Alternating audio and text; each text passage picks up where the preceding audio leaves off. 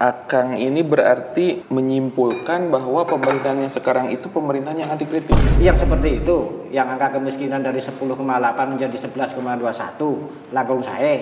Bagaimana masyarakat mengeluh, bagaimana masyarakat menilai bahwa pembangunan sekarang punten-punten lebih jelek dari rejim yang kemarin.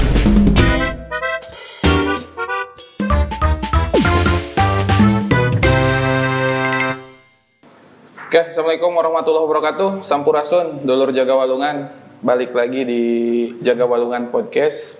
Hari ini merupakan episode yang bikin deg-degan. Karena nanti dulur Jaga Walungan akan tahu sendirilah kita akan membahas apa. Yang pasti ini harusnya ini rame sih. Harusnya ini rame nih. Kita sudah kedatangan Pak Ucup. Oke, nuhun. Atas. Hari ini kita sudah kedatangan narasumber yang luar biasa, dikenal dengan keberanian bersuaranya di Majalengka, terutama di Majalengka mungkin. Oke, hari ini kita kedatangan dari SMM TV. Kang, aduh, terima kasih banyak nih sudah menyempatkan waktunya datang ke Jaga Walungan Podcast. Ini sebetulnya banyak yang akan saya tanyakan, cuman ya perkenalan dulu kan. Iyalah, santai dulu. Santai. Biar eskalasinya tuh enak gitu. Kang, boleh Kang diperkenalkan dulu karena sebetulnya kita juga belum kenalan sih. Ya, maka. Tapi ngopi dulu lebih enak. Nah, ngopi dulu nih. Kita selalu ditemani kopi Jaga Walungan nih. Oke. Ya, sebelumnya juga saya terima kasih nih Kang. Sudah diundang oleh podcast Jaga Walungan ya. Ini sebagai bentuk dukungan lah dari saya. Jadi asa boga batur saya tuh. Terutama di podcast yang sama Bobby ya. Iya. Itu juga saya sangat mengapresiasi dan saya pikir Majalengka butuh orang-orang seperti kita-kita lah. Ya, perkenalkan dulu nih, saya Asep, kalau orang manggil saya Bobogel. Kebetulan sekarang juga saya bawa narasumber tetap nih di SMM nih, karena memang di SMM kan kendalanya narasumber. Jadi susah narasumbernya gitu loh. Jadi kalau lagi ngeri sedap kalau di SMM. Ya. Jadi alhamdulillah saya bisa hadir sama Kang Aris nih, Bro Aris nih. Gitu. Sebelum jauh Kang, ini Kang, saya manggilnya Kang Asep aja ya. Kang Asep sama Kang Aris ini asli orang Majalengka. Saya asli. Asli Majalengka. Ya. Oke. Karena yang saya lihat postingan SMM TV itu siga ahiji euy siga nanti cedeung.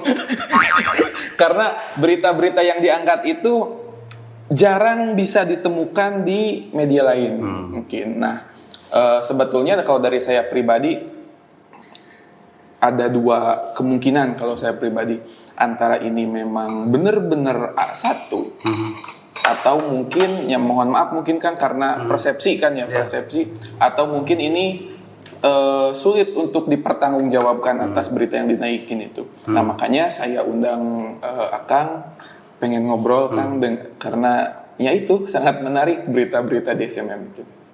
Kang, sebelum jauh nih, saya penasaran, Akang kan mungkin SMM TV ini awalnya Kang, SMM ini apa sih? Apakah komunitas atau organisasi atau apa gitu? Ya. Jadi SMM itu tadinya sebuah grup Facebook Kang. Oke. Iya, saya bikin di 2017 pada saat itu. Kenapa saya bikin grup SMM yang dari awal memang sudah memproklamirkan bahwa itu grup politik? Karena pada saat itu saya melihat masyarakat itu satu belum berani bersuara. Iya. Kedua, seperti ada jembatan yang sulit untuk mempertemukan komunikasi antara masyarakat dengan pejabat pada saat itu. Sehingga saya berpikir, saya mencoba bahwa grup yang saya bikin itu bisa menjadi penjembatan komunikasi antara masyarakat dengan pemerintah yang pada saat itu sepertinya masih dianggap tabu untuk mengkritisi pemerintah. Betul. Dan memang bagi saya pada saat itu berhasil membawa masyarakat berani bersuara, terlepas itu menggunakan akun palsu itu setelah 2 tahun malah. Berarti di 2019? Iya, nggak mudah Kang. Iya. Mengajak masyarakat di Majalengka untuk berani bersuara, permasalahan di desa-desanya, segala macam itu tidak mudah. Saya melihat perkembangannya mulai di 2017 sudah pada berani tuh. Gitu. Jadi ya, nah dari situ dalam perkembangannya saya melihat nih, ternyata TikTok mulai banyak yang melihat. Peminatnya banyak. Ya, karena kalau dulu itu kan masih YouTube. Orang masih hitung-hitungan kuota tuh dulu mah. Lebar kuota teh, naon teh kan gitu ya. Betul. Tapi pada saat TikTok yang mungkin karena video pendek, orang jadi udah mulai kepancing bro pada saat itu tuh. Jadi saya berpikir, ya sudahlah, saya bikin di TikTok sebagai media visualnya. Kan begitu. Itulah sejarahnya. Berarti SMM ini suara masyarakat Majalengka. Dan kebetulan sekarang udah jadi yayasan juga. Oh, sudah jadi yayasan. Ya, alhamdulillah kita kalau di periode kemarin, di rejim kemarin, karena hubungan saya sedikit mesra dengan pemerintahan, ya alhamdulillah ada manfaatnya.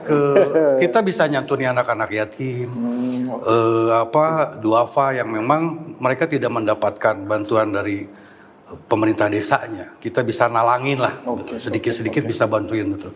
Nah untuk sekarang saya belum ketemu ritmenya nih kalau untuk rejim yang sekarang, gitu. Apalagi terakhir saya mendapatkan info ketua Basnas saya sampai berniat menghabisi admin SMM gitu loh bro. Waduh, gitu kan. Apa nih? ini baru awal nih. Dan itu disampaikan di depan bupati. Ada yang bilang ke saya, orang yang ada di situ bahwa admin SMM habisi aja Pak. Sudah bro. Makanya saya cari beliau nggak ketemu, nggak tahu nggak mau nemuin gitu. Jadi saya rada mikir-mikir, ini akses kita nih masih mudah nggak, terutama ke Basnas, karena bagaimanapun itu kan bisa jadi mitra, gitu. Karena saya lebih prihatinnya ketika anak-anak yatim yang biasa selama ini kita bina akhirnya kekat dengan kondisi yang seperti ini, yang mendukungnya ternyata masih kental kebawa ke segala masalah gitu. Gitu Kang. Oke Kang, menarik tadi Kang. SMM ini dibentuk awalnya Facebook itu 2017 dan memang dari awal didedikasikan untuk mewadahi masyarakat yang ingin bersuara. Betul. Mungkin lebih difokuskan mengkritik mengkritik pemerintahan melalui medsos seperti itu. Betul. Artinya dari periode pemerintahan sebelumnya pun posisi SMM ini sudah seperti sekarang. Posisinya sama. Saya konfirmasi dulu nih, karena mungkin banyak yang menduga bahwa posisi SMM ini sekarang, ya saya sok macam komen kan. Tidak terakomodir. Nah saya perjelas. Kalau ada pertanyaan begini, ada siapa Bogel mah di periode kemarin mah KBR? Oh saya bilang iya. Saya nggak akan menafikan itu. Tapi apakah dengan saya diberi, saya mematikan kritik yang saya salurkan? Tidak. Bisa dicek. Ya. Jadi kalau di medsos nih, Akang juga jadi satu pembelajaran. Jangan sampai nanti jaga walungan dinilai vokal ke depan seolah-olah TKBR. Padahal teman-teman di sini juga tidak mikir kadinya, tidak berkepentingan. Nah itu komentar yang saya baca Kang. Itu komentar yang saya baca. Dan memang ya saya menyikapinya itu dinamika di lapangan lah. Kalau tidak mau dibilang otak kerdil ya, gitu. Karena bagi saya sebaik-baiknya pemerintahan tetap butuh diingatkan. Apalagi apa yang disampaikan di grup yang saya terima itu ya memang keluhan-keluhan di masyarakat terkait bansos, terkait infrastruktur, terkait pelayanan, pendidikan, kan itu hal-hal yang memang harusnya jadi prioritas pemerintah. Betul. Gitu Kang. Wih, ini baru menit-menit awal nih sudah ngesang. Iya. Jadi kalau tendensinya ke jangan-jangan nih SMM gara-gara kemarin ngedukung 02 jadi vokal sekarang kamari-kamari mantek kita vokal. Kalau saya sebutin contohnya kasihan pejabat lama, biarin aja gitu. Jangan mengorek luka lama. Jangan mengorek luka lama. Kita fokus Tinggal ke bagaimana depan. pemerintahan baru mampu merangkul apa tidak. Nah, Kan begitu. betul. Jangan jadikan nih kita Akang di sini teman-teman SMM nulis jelas malah jadi dikerdilkan. Oke. Harusnya itu kan menjadi partner masukan-masukan ke pemerintah. Kenapa harus antipati dengan kritik? Nah, nah itu Kang yang menjadi sebetulnya Itu si Bobby ikat pinggang kalau cewek saya kawinin. Itu luar biasa. tinggal ditiupkan sih. Nah, Gelis sih. kenapa saya mau datang ke sini? Ini sebagai bentuk dukungan. Oke. Jadi biar teman-teman di sini semangat kan. Oke, siap. Jadi ada yang menarik sebenarnya terkait dengan kita berdua aja ya bro ya. Kedekatan itu kedekatan yang memang dilandasi atas perbedaan, bukan persamaan. Oke. Jangan salah. Dekat karena beda. Ini pendukungnya Mama Eman. Dekat kita itu Secara- dekat karena kita berbeda. Dalam konteks memang kita harus ada yang berani menjembatani komunikasi. Betul. Karena kata kuncinya itu semuanya itu ada di komunikasi. Iya, betul. Nah, kalau pemerintahan yang sekarang baru seumur setahun itu seumur jagung atau seumur 2 jagung?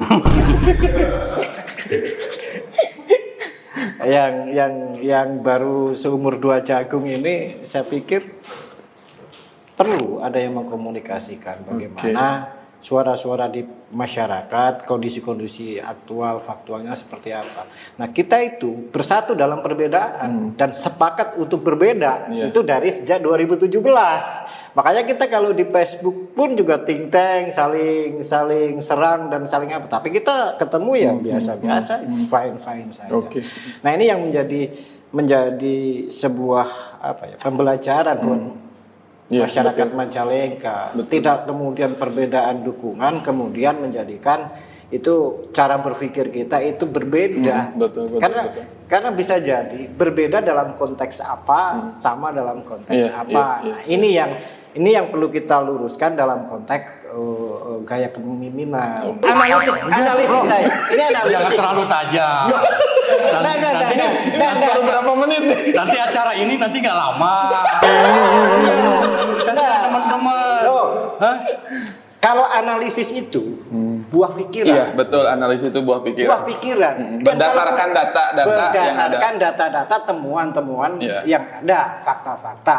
Kenapa saya mengatakan bahwa dengan gaya kepemimpinan Eman sekarang, saya pendukung loh kemarin, tapi saya menilai kalau gaya kepemimpinan Eman Suherman ini dipertahankan, katakanlah anti kritik, kemudian ada yang mengkritik agak keras, baper dan lain sebagainya. Oke, Dan kan. ada banyak data ini, saya harus ada. Siap. Saya kalau ngomong begini bukan analisis Iya. yang asal Iya, betul. asal ngomong, Betul. tapi ada Bisa beberapa- dipertanggungjawabkan bisa lah. dipertanggungjawabkan kalau ini dipertahankan sampai dengan 2009. 2030. 30. Enggak, 2026. Jangan sampai ke 2029. Kelamaan.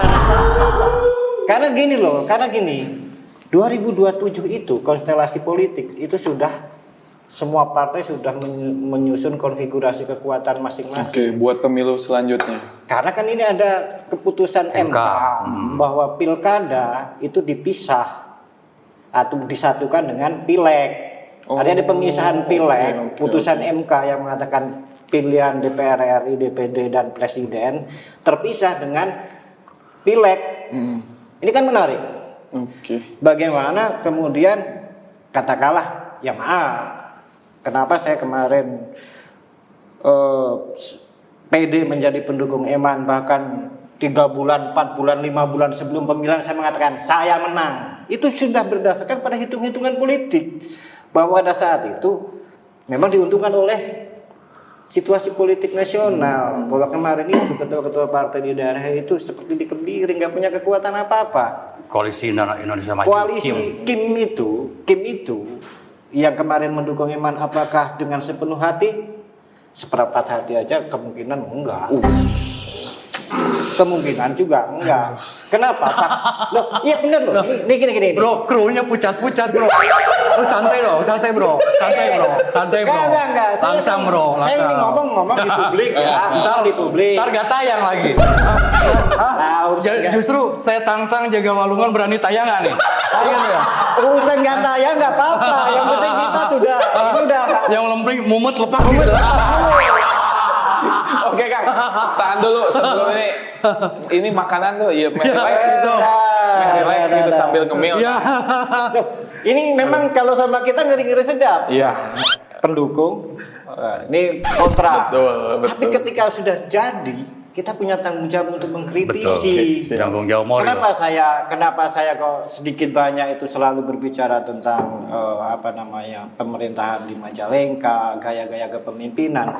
Karena punya tanggung jawab. Ya, Saya betul. kemarin yang mendukung. Terlepas ketika diingatkan, dikritik dan lain sebagainya, katakanlah itu ada baper dan lain sebagainya, ya itu mah terserah pilihan Anda. Ya. Ketika nanti misalnya katakanlah Pilkada masih 2031 nih kan, berarti masih berapa tahun? 5 2030. tahun lagi.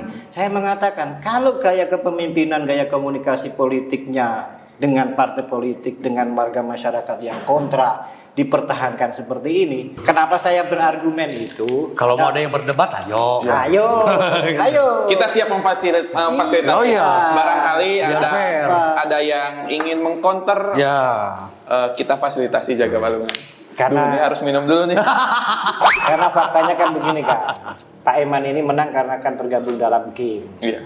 kan dominasi KIM itu. Tetapi apakah gaya komunikasi Pak Eman itu menduplikasi gaya kepemimpinannya Prabowo? Tidak. Prabowo itu di level nasional itu berkomunikasi dengan semua partai pendukung. Artinya KIM bahkan perluasan plus Kim plus. karena sudah berpikir 2029 gimana caranya saya berkelanjutan. Yang ada di Majalengka, silakan Akang undang ketua-ketua partai pendukungnya lah yang termasuk di KIM. Seberapa intens komunikasi Mereka. bupati yang diusung oleh partai-partai ini dengan ketua partai dibanding dengan pada saat mereka kampanye kemarin. Oke, menarik Kang. Ini sebagai orang yang tidak terlalu melek politik ya Kang. Memang dari pernyataan Akang tadi, sepenting itukah komunikasi antara pemimpin dengan ketua partai? Oh ya Artinya sangat. kan partai ini kan punya anggota legislatif, Iya, betul. tangan panjang partai. Iya. Sedangkan sisi lain nama mereka kan Dewan Perwakilan Rakyat. Iya. Mereka mengatasnamakan rakyat, tapi satu sisi dalam sisi politik mereka adalah fraksi itu tangan panjang partai. Artinya partai dan masyarakat ini dua sisi yang tidak bisa dipisahkan. Sebagai ini kekuatan politiknya, ini masyarakat sebagai memang juga sebagai penentu arah politik terhadap partai-partai yang sekarang ada dan eksis di pemerintahan, baik itu pengusung maupun oposisi. Tentunya kan begitu. Nah, di mana itu bisa dinilai kalau katakanlah kebebasan kita berpendapat, kebebasan kita berkomunikasi macam ini dibungkam. Jangan-jangan kasus Bobi kemarin ada intervensi juga nggak? Tidak. Oh, Makanya muncul minta maaf. caranya kan begitu. Saya pikir lebaran bro. Gitu. Ini kayaknya harus klarifikasi lagi nih. Kita kemarin klarifikasi itu, ini klarifikasi dari klarifikasi berarti ya. Jadi permohonan maaf karena menimbulkan kegaduhan.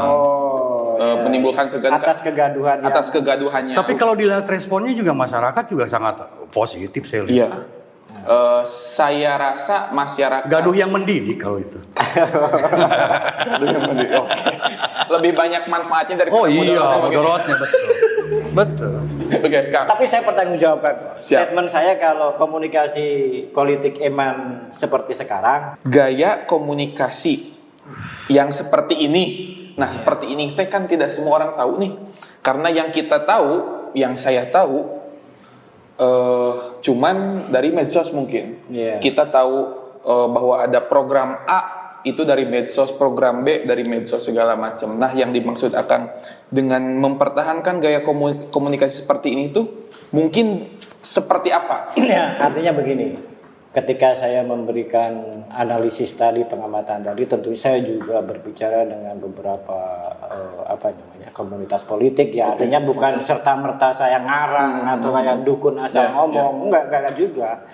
Bahwa kita lihat aja, Pak Eman itu memiliki kekuatan politik apa untuk kendaraan berikutnya? Oh, oke. Apakah apakah intervensi ala-ala 2024 kemarin akan berlaku pada 2031 pasca Pilpres yang 2029? Itu secara hitungan politik keajaiban. Kalau mengandalkan pada kekuatan intervensi politik pusat. Tetapi kalau dia bisa membangun komunikasi yang baik, artinya ketua-ketua partai intensitasnya, kan saya didukung maju itu oleh kalian. Ketika saya maju dan saya sudah jadi, harusnya setelah jadi itu kan komunikasi dengan ketua-ketua partai itu lebih intens. Yang saya pahami, komunikasi dengan pendukungnya saja nih, jangankan dengan lawan politik macam yang kritis-kritis, yang pendukungnya saja, partai pendukungnya aja, komunikasinya tidak bisa intens. Sedangkan kalau kita berkiblat Prabowo, bagaimana Prabowo berkomunikasi dengan ketua partai A, partai B, ini gimana caranya kalau kita 2029 kita tetap berkelanjutan dan lain sebagainya, itu sudah berjalan. Di Majalengka, ke partai pengusungnya saja komunikasinya tidak berjalan baik.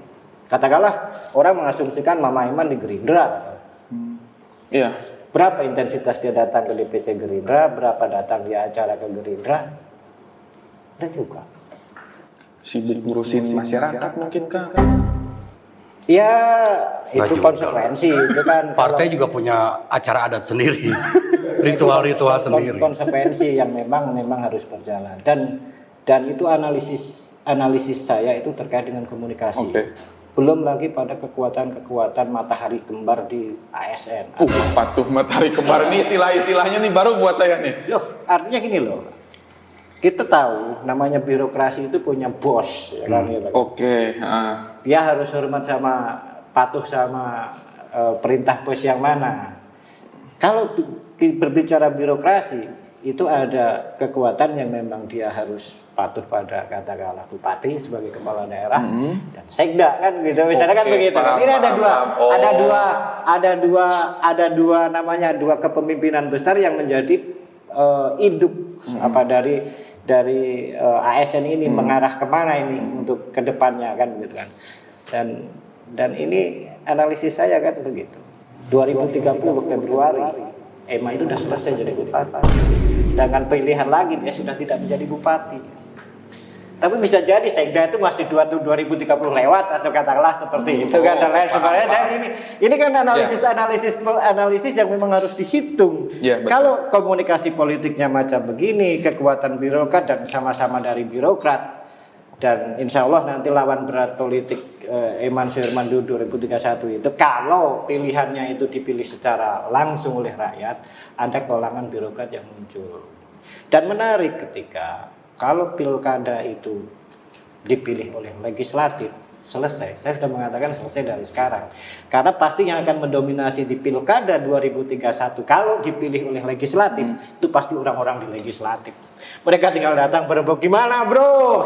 Aku atau kamu yang jadi? Memang ada opsi ke situ lagi. Itu kan sudah berwacana, sudah lama wacana-wacana untuk pilkada kembali ke legislatif dan lain sebagainya. Karena ini kan menjadi sebuah kan nanti gini loh. Ada kekosongan yang panjang ya, yang segitu panjang itu apakah ada konsensus kemudian itu udahlah ini tidak ada sama-sama tidak ada incumbent-nya misalnya kan gitu. Gimana kalau pilkada kita pilih aja lewat legislatif? Biar irit lah, biar apalah dengan narasi-narasi yang nanti ada undang-undangnya lah, undang-undang pemilunya kayak biar apa. perpecahan di masyarakat juga tidak terlalu besar. Risiko perpecahan di masyarakat ini tidak ada pendukung dan bukan pendukung, misalnya kan begitu. Itu kan akan lebih aman memang kalau secara itu. Tapi secara nilai-nilai demokratisnya ya sejelek-jeleknya pilihan langsung itu bagi saya lebih baik. Kalau langsung oleh rakyat ya. Kalau saya ya artinya rakyat memang memiliki kewenangan penuh untuk menentukan siapa pemimpinnya. Ya walaupun masih pada kenyataannya masih belum sesuai dengan asas-asas demokrasi mungkin. Real kenyataannya. Ya karena gini ya, kalau bicara demokrasi itu sebenarnya kadang-kadang demokrasi di kita maksudnya itu udah demokrasi yang memang kadang-kadang kita bikin males gitu. Nggak ditempuh secara kenegaraan itu harus ada, trias politika itu kan harus ada kan, eksekutif, legislatif harus ada sebagai sebuah negara, daerah kan gitu kan. Tapi kalau ditempuh sistem apapun, sebenarnya kembali pada mentalitasnya. Bagaimana mentalitas politisinya, mentalitas masyarakatnya, mentalitas calon-calon yang akan bertanding. Itu sebenarnya yang kata kuncinya sebenarnya di mentalitas. Mau sistem langsung atau tidak langsung kan gitu kan, atau pemilihan itu terbuka atau tertutup, itu hanya sistem. Tapi kembali lagi mentalitas. Nah, gaya kepemimpinan yang anti kritik, anti ada suara-suara minor, itu cenderung down. Oke. Elektabilitasnya. Menarik kan? Akang ini berarti menyimpulkan bahwa pemerintahan yang sekarang itu pemerintahan yang anti kritik. Oh, disebut anti, ya faktanya saya belum pernah melihat adanya dukungan terhadap kinerja atau kepemimpinan Eman ini yang berani disampaikan misalnya, ayo ini Abah mengkritik, duduk bareng lah. So kalian berdebat duduk bareng lah gitu kan. Atau di TV-TV itu kan ada suara rakyat yang suara apa. Dari kalangan pendukungnya itu minim. Tidak ada yang berani berargumentasi secara terbuka, mengkanter secara terbuka ketika ada kritikan mereka mau ngomong, atau ketika kemarin lah kan ada dari Bobby misalnya kayak begitu. Harusnya dari kubu pemerintahan ada yang mengkonfirmasi di sini, balik, bukan ngomong-ngomong di belakang. Akan lebih baik duduk begini. Itu kan disebutnya kalau itu terjadi, komunikasi kan berjalan, artinya tidak anti kritik. Kalau saya mengatakan ini kurang peka terhadap kritik. Kalau anti mangga ya Pak ya. Kurang peka. Dia tidak bisa membedakan mana. Jadi gini, ada mentalitas yang kadang-kadang akan juga bisa bedakan lah mana kritisi yang pure murni mengkritisi kebijakan atau kritis karena perutnya kritis juga kan gitu kan. Ada juga itu loh yang karakteristik begitu, atau memang kritiknya itu atas kebencian. Nah, yang dikritik itu harusnya memfilter. Ini orang mengkritik apa sih? Dia suka minta apa sih? Nggak pernah minta apa-apa. Tapi dia tetap aja mengkritik. Tidak ada masalah pribadi, tidak ada. Artinya tidak ada persoalan-persoalan yang mendasar yang kemudian menjadikan dia kemudian harus anti. Tapi yang sekarang itu tidak bisa memfilter. Mana kritik yang sebenarnya itu supporting buat dia untuk menjadi lebih baik, atau mengkritisi yang ingin menjatuhkan, atau itu kan harusnya difilter. Tidak semua kritik itu kemudian dianggap sebagai kubu yang berseberangan. Misalnya kan begitu. Ada juga kritik yang emang karena nyaah kan. Oh iya. Karena kita sayang sama Majalengka, jadi kita turut serta karena oposisi itu merupakan satu komponen demokrasi kan. Wajib ada kan oposisi yang mengawasi lah, katakanlah seperti itu. Jadi kadang saya juga agak miris ketika kemarin lihat komentar itu, wah iya macna barisan sakit hati di konten kita. Ya akan ningalah staf kru abi anu emang nu kieu kepentingan politik. Punten Kang. Abi gitu barudak keneh anu kita itu kru kita itu karena cuman sekumpulan anak muda lamun ngopi sok resep ngobrolkan politik. Betul. Nah, karena kita kebetulan punya proyekan media ini, dicobalah disampaikannya melalui media. Hanya itu, tidak ada tujuan apapun, tidak ada unsur kebencian lah, tidak ada hayang A, hayang B, hayang C segala macam. Tapi agak miris ketika melihat komentar, bahkan diafiliasikan ke yang sebelumnya lah, yang ini, aduh kata saya teh. Harusnya itu mulai dibudayakan bahwa kompetisi itu histori saja lah. Betul. Sebuah histori yang sudah lewat. Kedepannya seperti apa harusnya duduk bareng. Jangan sampai budaya-budaya ketika berseberangan dalam sebuah kontestasi politik kemudian 1 hari, 2 hari, 3 hari, 10 hari, setahun, 2 tahun akan selalu begitu. Itu sesuatu hal konsep yang salah. Contoh nasional aja, setelah berkompetisi mereka duduk bareng dan lain sebagainya. Kenapa sih kita tidak banyak belajar dari bapak-bapak bangsa kita? Kan gitu kan. Nah, kenapa saya mengkritisi? Saya kan lucu, saya itu pendukung ya, tapi kok saya kritis setelah beliau dilantik, dan bahkan 100 hari kerja saya paling kenceng ya bro ya ngomong itu. Bukan karena saya ingin menjatuhkan, bukan. Tetapi memang ini ada sesuatu yang itu perlu disuarakan dan perlu didengar. Dan ketika saya bersuara bukan berarti itu suara murni, suara pribadi saya, tapi ini suara-suara yang kita serap memang di kalangan masyarakat, kan gitu kan. Bagaimana kemudian faktanya. Angka kemiskinan kita masih tinggi. Kenapa saya menyoroti itu? Keberhasilan pembangunan kata si bro apa sih? Banyaknya pabrik pengaruhnya apa sih? Pengaruhnya apa sih? Kan itu harus dikaji. Ya, betul. Terus wow itu kalau pabrik-pabrik di Majalengka banyak, terus kemudian tingkat kemiskinan masih tembus di angka 10,8 dan data terbaru malah 11,21. Bayangkan. Apa itu tidak sinkronan data itu karena sistem pelaporan atau apa? Ketika 100 hari itu angka yang saya lihat di BPS itu masih 10,8. Sekarang udah 11,21. Angka kemiskinan bro Naik. Oke. Nah ini terus indikatornya apa? Berhasil. Saya itu yang seperti itu, yang angka kemiskinan dari 10,8 menjadi 11,21 langkung saya. Enggak kan? Oke, saya coba memposisikan ya Kang ya. Jalan sudah mulai banyak diperbaiki Kang sekarang. Apakah sebelumnya tidak pernah ada perbaikan jalan? Itu mah rutin, siapapun begitu. Itu anggaran, bro. Namanya jalan-jalan itu, ya semua pembahasan ada di gedung dewan. Dan bro perlu tahu, 1 tahun saja ada pembangunan yang ikonik apa? Yang wow apa? Tidak ada. 2026 perlu masyarakat tahu juga, APBD kita turun yang dari 3,1,5 triliun menjadi 2,9. Bayang nggak?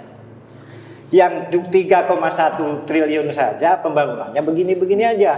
Ketika besok 2025 yang 2026 yang akan dipertanggungjawabkan di 2027 ada pembangunan ikonik fundamental yang itu tidak akan bisa dilakukan ketika APBD-nya aja turun. Paham nggak? Ya paham. APBD 2025 kita 3,1. Ada kebijakan pusat tuh terkait dengan transfer keuangan daerah dan lain sebagainya, sehingga APBD kita jadi 2,9. Ketika 2,9, lu mau apa? Kasar nama 3,1 G punten sakieu. Sakieu-kieuna 2,8 rek naon? Sementara ketergantungan pemerintah Majalengka itu hampir 80% ke transfer pusat itu. Nah itulah dampak itu akhirnya kenapa masih turun. Gede ketergantungannya Kang. PAD-nya emang belum gede Majalengka? Kecil PAD mah. Oke. Menarik. Ku gaji. Pegawai aja 45%. Dari 2,9 45%-nya bisa jadi 50% bro. Kita hitung 45 itu dengan angka 3,1. Sedangkan masa gaji pegawai terus karena ada situs gaji pegawai turun kan enggak. Gaji pegawai kan tetap.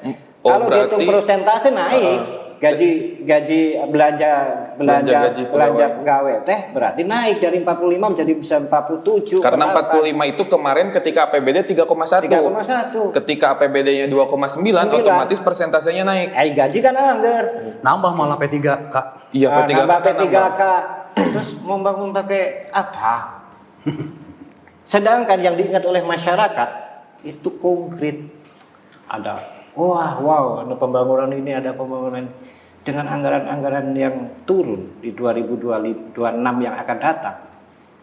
Ya angka kecil, kayaknya ngomongnya kan kecil ya Bu, tapi kan T dia kan dari 3,1 T menjadi 2,9 T. Itu kayaknya kecil angkanya, tapi duit segitu kan masih bisa dipakai untuk segala hal. Dengan jumlah penduduk 1,3. Dengan penduduk yang 1,3 juta. Majalengka. Luas wilayahnya sekian. Dari mana? Ada pembangunan yang akan wow dari mana? Nggak ada. Terus bagaimana kemudian kalau komunikasi politiknya seperti itu, anggarannya juga sekarang dipotong, dia akan eksis untuk meyakinkan pemilih untuk 2031 dari mana? Itu hitung-hitungan politik yang mengatakan bahwa kalau komunikasi politiknya seperti ini, tidak bisa menyampaikan, kan masyarakat nggak paham kenapa anggaran jadi turun, kenapa jadi kemudian kan tidak terjadi adanya efisiensi pemotongan transfer keuangan daerah. Masyarakat kan nggak mau tahu. Yang mereka tahu jalanan rusak ya, di daerah ya kurang perhatian. Betul. Itu yang akan ada dalam ingatan pemilih masyarakat. Makanya saya mengatakan analisis politik saya bukan asal ngejeplak gitu loh. Tapi memang pada ada hitungan-hitungan loh. Kalau anggarannya turun, terus dengan apa dia akan? Ya paling dengan Basnas, jalan-jalan sama Basnas, keliling. Makanya kenapa sekarang kan kemana-mana di kawasan Basnas? Oh itu. Ya kayak satu sarjana satu itu kan dari Basnas. Terus tolak ukurnya juga berjalannya program itu apa? Kan bagusnya disampaikan juga bahwa ini program satu sarjana satu keluarga tidak mampu sebenarnya bahwa yang digulirkan. Itu sudah sejauh mana? Sudah berapa desa yang sekarang sudah persiapan verifikasi data atau apa kan gitu? Itu kan juga harus disampaikan. Jadi jangan hanya yang disampaikan ke masyarakat itu hanya judul. Ini pemerintah punya program ini, jalan aku mah nggak diinformasiin kan gitu. Oke. Nah, gitu. Artinya dengan porsi anggaran seperti itu, alangkah lebih baik mungkin Haji Eman itu mulailah memperkuat komunikasi politiknya kan gitu. Dengan berbagai elemen. Berbagai elemen. Karena kalau anti kritik itu mempersempit daya dukung. Media juga dikerdilkan. Jadi ginilah, kita beda. Akang hewa ke saya, tapi unggal poe disapa ku saya, di geruan ku saya, Kang ngopi Kang. Tingkat hewana turun teh. Iya, betul. Seorang pemimpin harus berani legowo begitu. Jangan kemudian ini anak yang ngomong keras, si eta lain ceng ka dieu hayang naon atau kumaha urang kudu kumaha. Kan ngeunana kitu meureun. Komunikasi yang baik kan begitu. Kalau orang sudah anti kritik, artinya ketika dikritik banyak baper, itu ada 3 kemungkinannya. Satu apa kemungkinan? Karena dia nggak merasa bersalah sama sekali. Nggak merasa bersalah. Iya.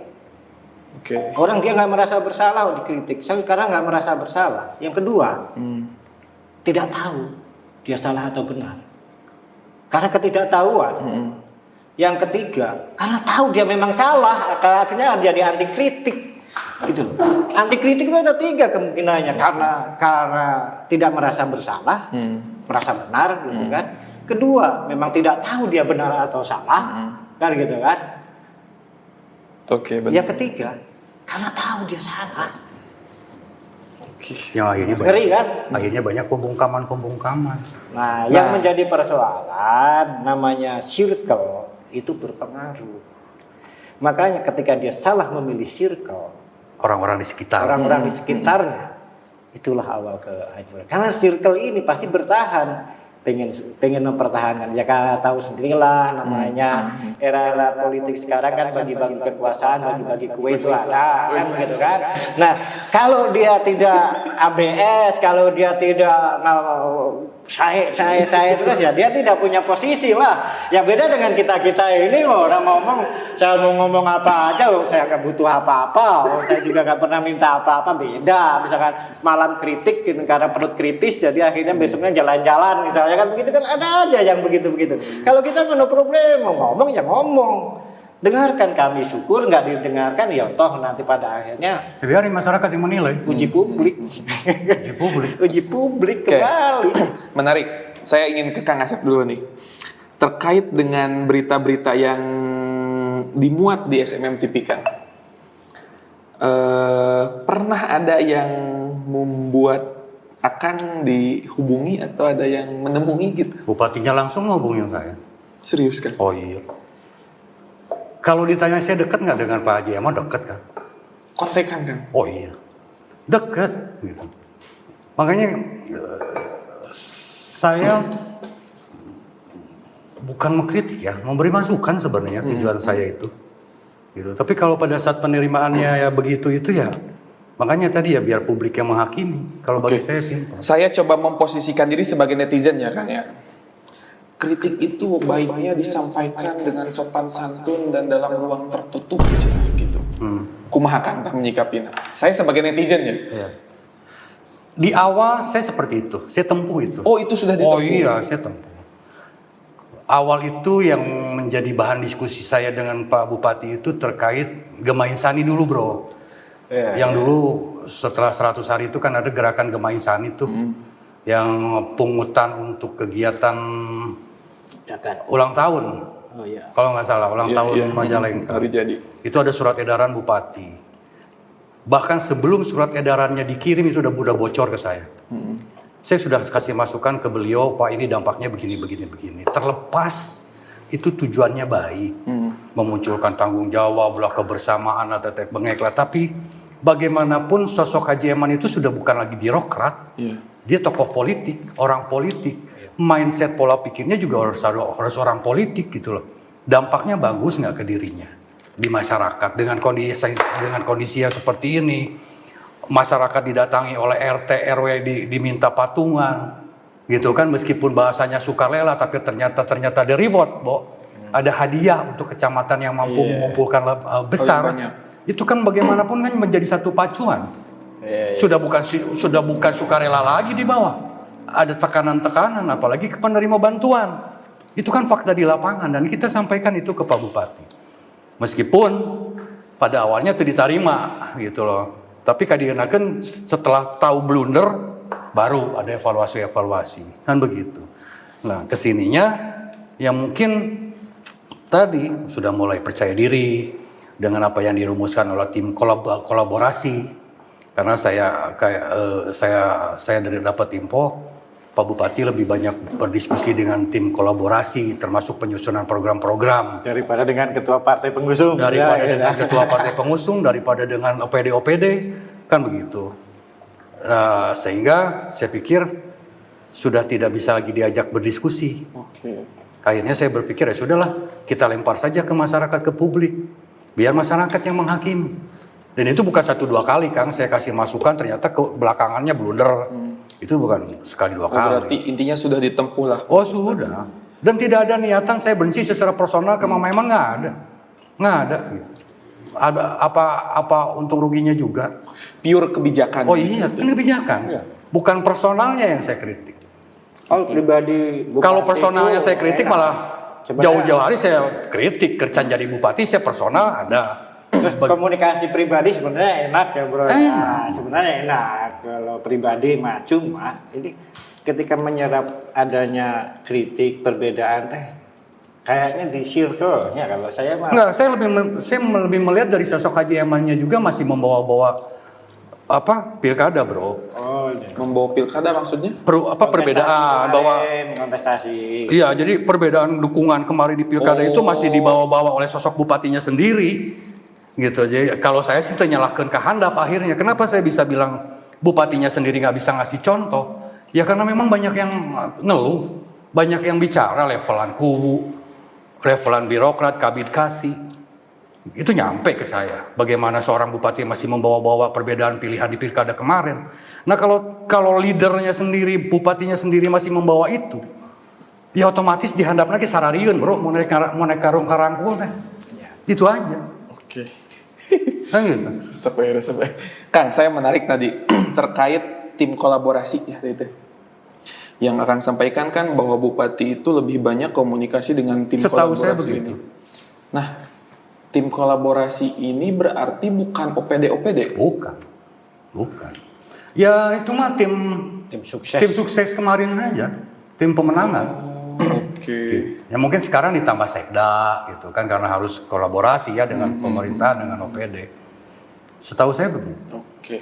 Artinya sampai detik ini saya pribadi masih menilai Pak Bupati itu gagal mempersatukan birokrat. Masih belum mampu dia mempersatukan, makanya tadi Bro Aris juga bilang matahari kembar gitu ya. Jadi bagaimana seorang bupati yang notabene sebagai tokoh politik mampu menjalankan visi misinya, janji-janji politiknya di pilkada kemarin, sementara dia sendiri gagal membuat sebuah kekuatan di jajaran birokrat internalnya sendiri supaya mereka juga mampu satu semangat, satu gerakan dengan apa yang menjadi visi misi bupati di pilkada kemarin. Ya terkait tadi ya, terkait bagaimana kemudian move on dari sebuah kontestasi. Sebenarnya kita belajar dari Sekda malah. Pak Eron itu pada saat Bu Tuti dia dipakai, ya kan begitu kan. Dia lebih dekat di Abah Jang misalnya kan begitu kan. Ketika Pak Trisno jadi, dia di Pak Trisno dipakai kan begitu kan. Kemudian ada perbedaan-perbedaan. Dia Pak Trisno dan Pak Karna juga agak-agak ada perbedaan-perbedaan politik misalnya begitu. Dia ada Pak Karna, dia masih dipakai juga kan begitu. Artinya memang perbedaan politik kontestasi, afiliasi kontestasi itu histori.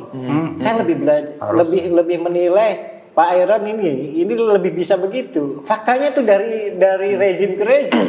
Dia masih dipakai sampai sekarang dalam posisi Sekda, dan ini menarik. Oke. Itu yang saya sih berharap akhirnya ya mungkin setahun ini Pak Bupati masih berpikir saya memberi kesempatan lah ke pendukung-pendukung saya di birokrasi kemarin. Tapi ya saya juga berharap seleksi alamnya berjalan cepat ya. Jadi beliau bagaimanapun butuh figur-figur yang memang mampu, yang memang kapabel, sudah pengalaman, kan begitu. Prinsip meritokrasi jalan. Oh iya, meritokrasinya berjalan gitu kan. Apa itu Kang? Ya, artinya apa? Berdasarkan kinerja. Gitu. Oke. Nah, saya masih jadi netizen nih Kang ya. Cosplay netizen saya. Lah cenah ngakritik emang geus mere naon ke Majalengka. Iya tah gitu teh. Ya kalau ditanya udah mere naon ke Majalengka ya bukan mere apa ya. Saya pikir apa yang saya lakukan dalam kapasitas saya memberikan ruang ke masyarakat untuk bersuara sama-sama untuk memberikan masukan pembenahan di wilayahnya di Majalengka. Saya pikir itu sudah bentuk. Tapi Bro, kalau kita mah nggak perlu menanggapi karena statement itu statement yang sebenarnya gini. Geus merek naon sih ngeritik gue. Ya kita mah pejabat bukan sebenarnya. Nggak pantas juga. Kalau mau ditanya seperti itu aya nu kerja jadi pejabat beren. Yang punya fasilitas dari negara. Itu yang aku sebut itu kegagalan dia untuk punya argumentasi gitu loh. Kegagalan dia berargumentasi akhirnya dia keluar statement semacam itu. Dia sama Akang ditanya Gus mere naon jaga walungan ke Majalengka ngeri apa yang kita akan kerjakan dalam kapasitas Akang itu dipersembahkan untuk masyarakat. Salah satu kontribusi loh. Pajak mah. Ya iya. Ya iya. Kan sangat tidak lucu ketika pendukungnya masih ngomongkan beda dukungan, sementara nu tengah dukungnya sarua bayaran pajak. Betul. Ya. Betul. Nu ngagaji bupati ge sarua nu lain pendukungnya bayaran beureun. Kan begitu. Karena pada akhirnya dia mendukung atau tidak ketika sudah jadi yaitu kebijakan kan ya iya.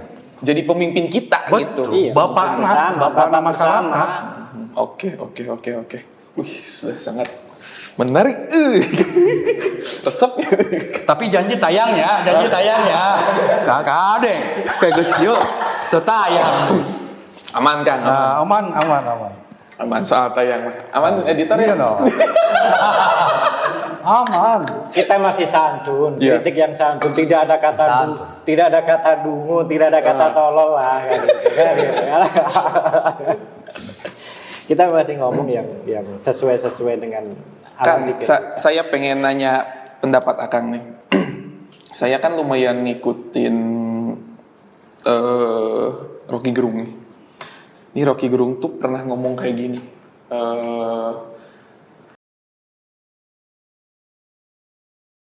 Ketika kritik disampaikan dengan sopan santun, ini Rocky Gerung ya, bukan saya. Ketika kritik disampaikan dengan sopan santun, itu hanyalah kemunafikan. Itu Rocky Gerung. Terus pernah ngomong gini juga Rocky Gerung. Rocky Gerung pernah ngomong gini juga, sopan santun itu untuk tingkah laku, bukan untuk pemikiran. Begitu. Ya kan, eta apakah itu hanya berlaku untuk skup nasional. Oh ya enggak lah. Makanya Jaga Walungan ini harusnya jadi pionir setelah adanya SMM yang menyuarakan daya-daya kritis.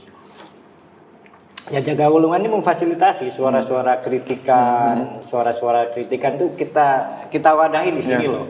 Kalaupun nanti ada kontra daripada pendapat-pendapat kritik tadi, ya silahkan dijawab di sini pula. Yang penting Jaga Walungan ini Wadah. Ya, betul. Karena ketika kita ngebentuk ini dengan tim juga si podcast ini, kita ingin mewadahi yang mengkritik ataupun yang dari pihak-pihak OPD yang ingin menyampaikan programnya. Ini mungkin bisa saya pertanggungjawabkan bahwa kita beberapa kali ngelempar undangan kepada pihak-pihak yang itu barangkali ada programnya yang ingin disampaikan di podcast kita, ya walaupun media kita belum besar lah gitu, tapi kita sudah ada peminatnya, katakanlah seperti itu, dan kadang udah ada beberapa juga yang masuk, termasuk kemarin waktu itu saya podcast dengan salah satu camat di Majalengka. Masuk Andal ya? Iya. Termasuk calo. Terkait calo pabrik bukan? Nah itu. Padahal yakin itu calon tuh. Nah saya nanyain itu kan, jadi saya itu kan, saya masyarakat nih kan, kayak kemarin ini backstory-nya kemarin saya ngobrol sama Pak Camat itu, karena saya nggak tahu kerjanya Camat apa, makanya saya undang Pak Camat, saya tanyakan langsung ke Pak Camatnya, Pak Camat dan mana dijelaskan lah, oke.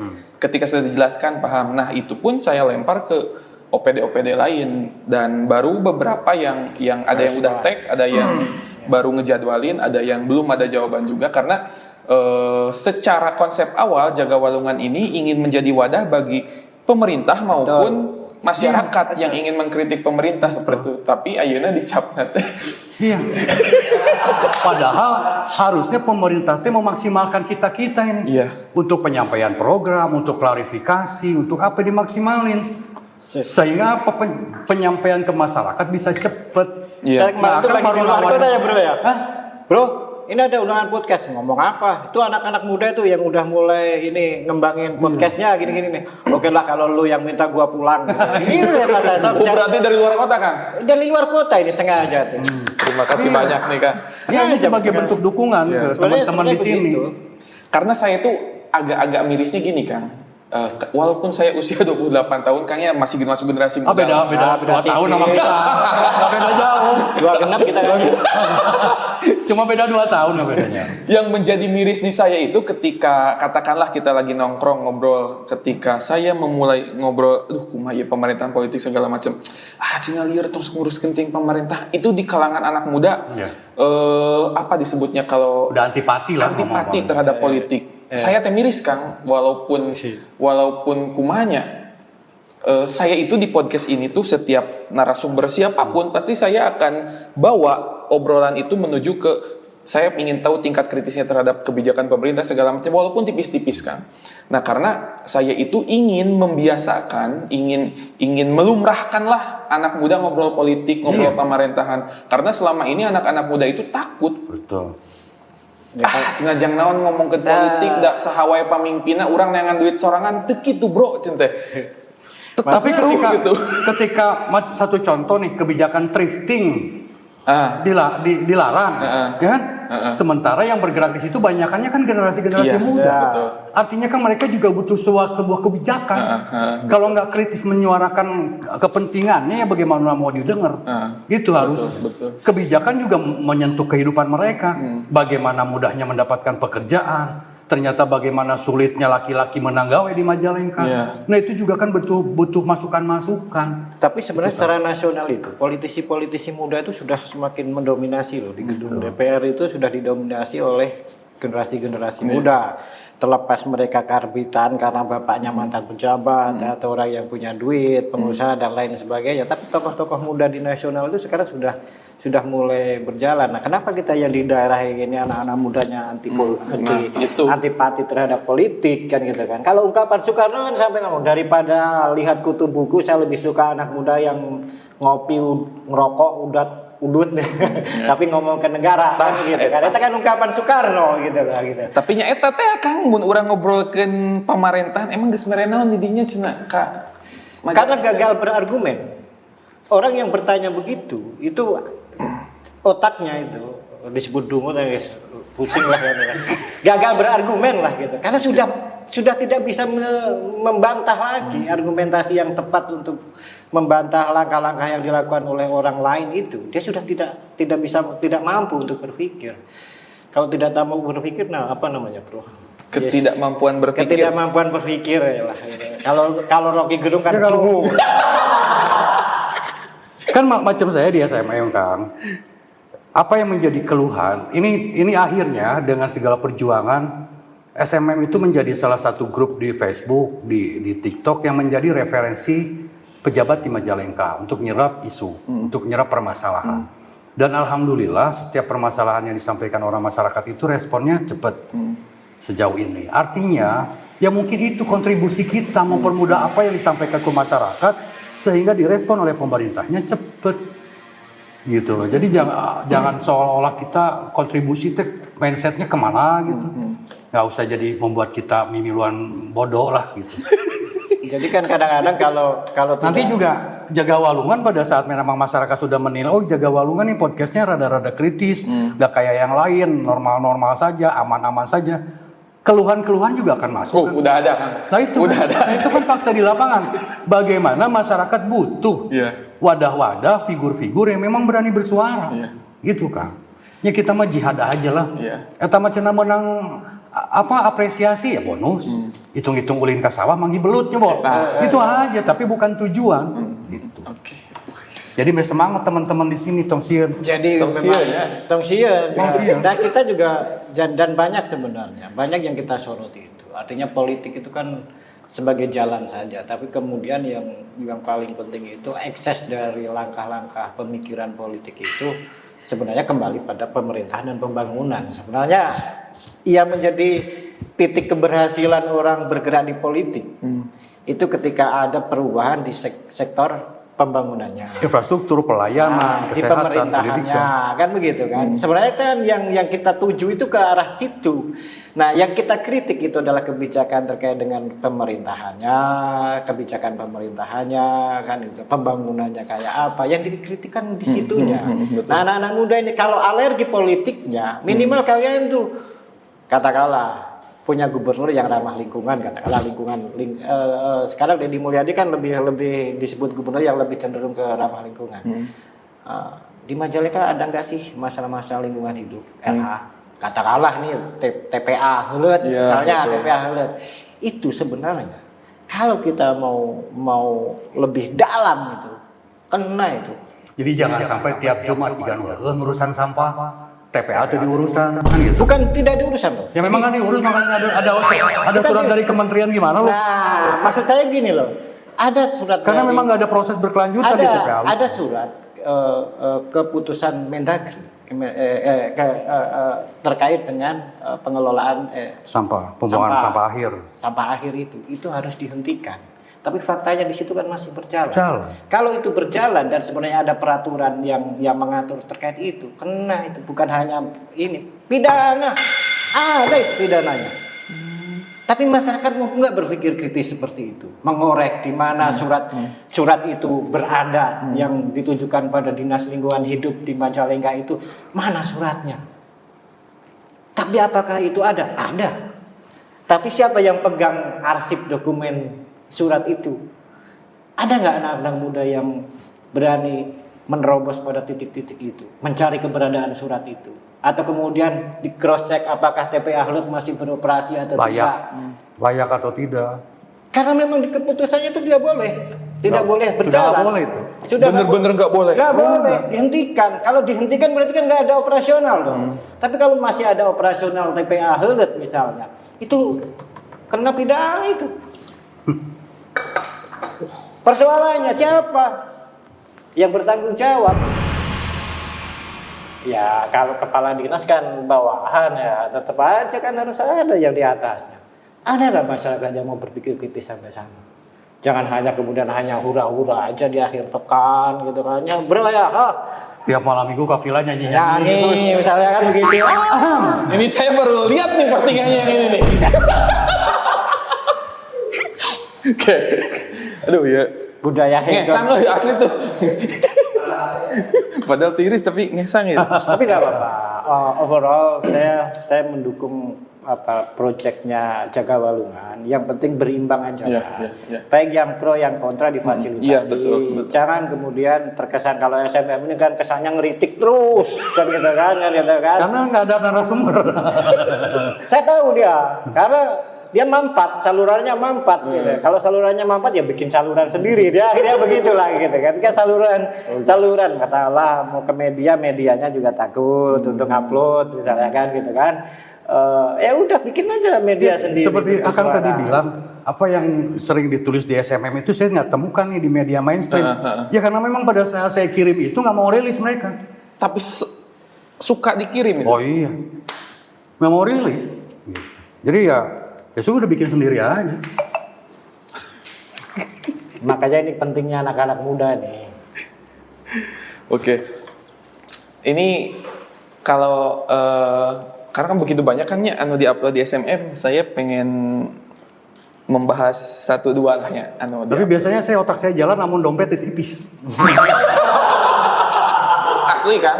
Asli. Jadi daya kritis kita keluar. Namun dompet kalau wah, sabodo. Jadi berpikir kritis karena perut kritis gitu ya. Tapi lihat akhirnya jadi nampan pinuh deui jadi cicing. Mau nelu merenya diterima. Kan teu menta mereka. Dan teu menta. Oke, Kang. Karena yang bikin menarik itu yaitu postingan SMM ini. Ini backstory-nya lah kita bisa ketemu, bisa ngobrol itu. Dan ketika saya tanya ke Akang, bisa dipertanggungjawabkan? Bisa katanya kan. Ini kita coba bahas beberapa yang ada di postingan nih, Kang. Nggak apa-apa, aman kan? Oh beliau ini, kalau SMM kan beliau, Oh, iya, kalau saya iya. itu kan hanya CS-an beliau untuk bersepakat berbeda pendapat gitu. Oke. Tapi Nih sebelum saya yang meminta dibahas A, B, C-nya nih. Ini dari Kang Asep sendiri mungkin dari beberapa kasus yang sudah diangkat oleh SMM, ada nggak yang membuat Kang Asep, ih gemes pisan nih nu kasus iya, nu bikin greget pisan gitu. Ada nggak? Apa ya? Kita semua greget. Disebut greget nggak juga, dan saya juga menikmati kecarut marutan. Kan kalau pemerintahan benar-benar aja nggak akan kita kumpul kayak gini ya? Iya sih betul. Ya kan? Nggak ada bahan Saya juga berita. menikmati kecarut marutan. Biarin aja, makanya kan tagline saya di Facebook itu kan penonton meriah. Ya, gue mah nonton aja, tepuk tangan gitu. Sesekali bisa diberi masukan ya saya beri masukan kan gitu. tapi ngomong-ngomong lu belum pernah ngeritik MBG tuh. MBG? Soal PBG-nya itu banyak sebenarnya, banyak MBG itu yang belum punya izin PBG-nya belum ada. Si dapur teh. Iya. Yang belum IPA, izin IPA juga banyak, bro. Ya artinya itu Tapi kan itu emang wajib harusnya. Nah, artinya kan ini persoalannya kan apakah PUTR-nya sendiri itu tidak memaksimalkan itu sebagai PAD, pendapatan asli daerah, sehingga kemudian kok ada MBG yang tanpa PBG dibiarkan begitu saja. Kalau atau kemarin tidak audit. kita podcast soal MBG itu lebih ke ngebahas teknis MBG-nya sih sama dokter S3 dari epidemiologi. Lebih ke teknis MBG nah gitu. Nggak ngebahas sih soal itu ya kemarin ya? Enggak, ini terkait dengan PBG-nya. Saya lebih pada PBG-nya ya. PBG, PBG kan itu IMB dulu ya? IMB dulu, sekarang kan PBG. PBG-nya. Masa ada bangunan, masa gini loh, ini program pemerintah, kenapa bangunannya tak berizin kan gitu kan. Nah berarti kan kalau begitu kan contoh gitu loh. Lah program pemerintah aja yang tanpa PBG masih bisa berjalan, apalagi kita-kita yang hanya rakyat gitu loh. Nggak punya PBG yang mah peduli amat kan gitu. Tapi kita mau udah punya ini. Nah iya, artinya kan gini loh, contoh yang baik itu justru dari pemerintahannya sendiri. Nah apakah ini lepas kontrol dari kritikan beliau? Tapi saya belum lihat. belum lihat. Makanya dia di SMA kenapa tidak angkat PBG-nya MBG? Atau jangan-jangan dia juga kena teror? Jangan. Nah, jadi apa ya? Tidak semua juga yang kita tahu kan harus kita buka. Iya. Pertimbangannya banyak, bro. Salah satunya adalah ketika juga kita melempar isu, banyak orang yang akhirnya bukan bersemangat untuk menyelesaikan, tapi memanfaatkan. Memanfaatkan dalam arti dengan duit. Kita lempar isu nih, ya kan? Lempar isu PBG, besok orang udah ada yang keliling ke PBG, PBG gitu. Nah itu. Nanya PBG. PBG-nya gitu. Di Majalengka itu begitu kan. Begitu. Jadi kadang-kadang orang mantau SMM ngomong naon. Bagi beberapa pihak di luaran itu jadi duit. Dulu aja kita ngomong apa, Bro?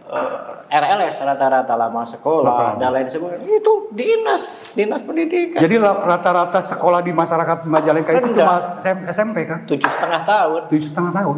SMP kelas 1. Rata-rata semua nih. Indonesia merdeka udah hampir 100 tahun. Sedangkan pemerintah boga program satu desa satu sarjana ya. Iya. Ya naikin aja dulu RLS-nya. RLS-nya dulu. RLS itu Rata-rata lama sekolah. Kalau 7,5 tahun kan berarti tingkatan kelas 2 SMP. Jadi ini usia yang di atas 15 tahun di Majalengka berdasarkan data BPS. Ini data BPS bukan kita yang ngarang, hanya 7,5 deh kan gitu lah. Jadi rata-rata lama sekolah Majalengka itu 7,5 tahun. Gimana indeks pembangunan manusianya, IPM-nya kan gitu kan. Meskipun kemarin ada kenaikan lah IPM kita ada 0,2% lah ada kenaikan di situ. Nggak tahu dari variabel mana.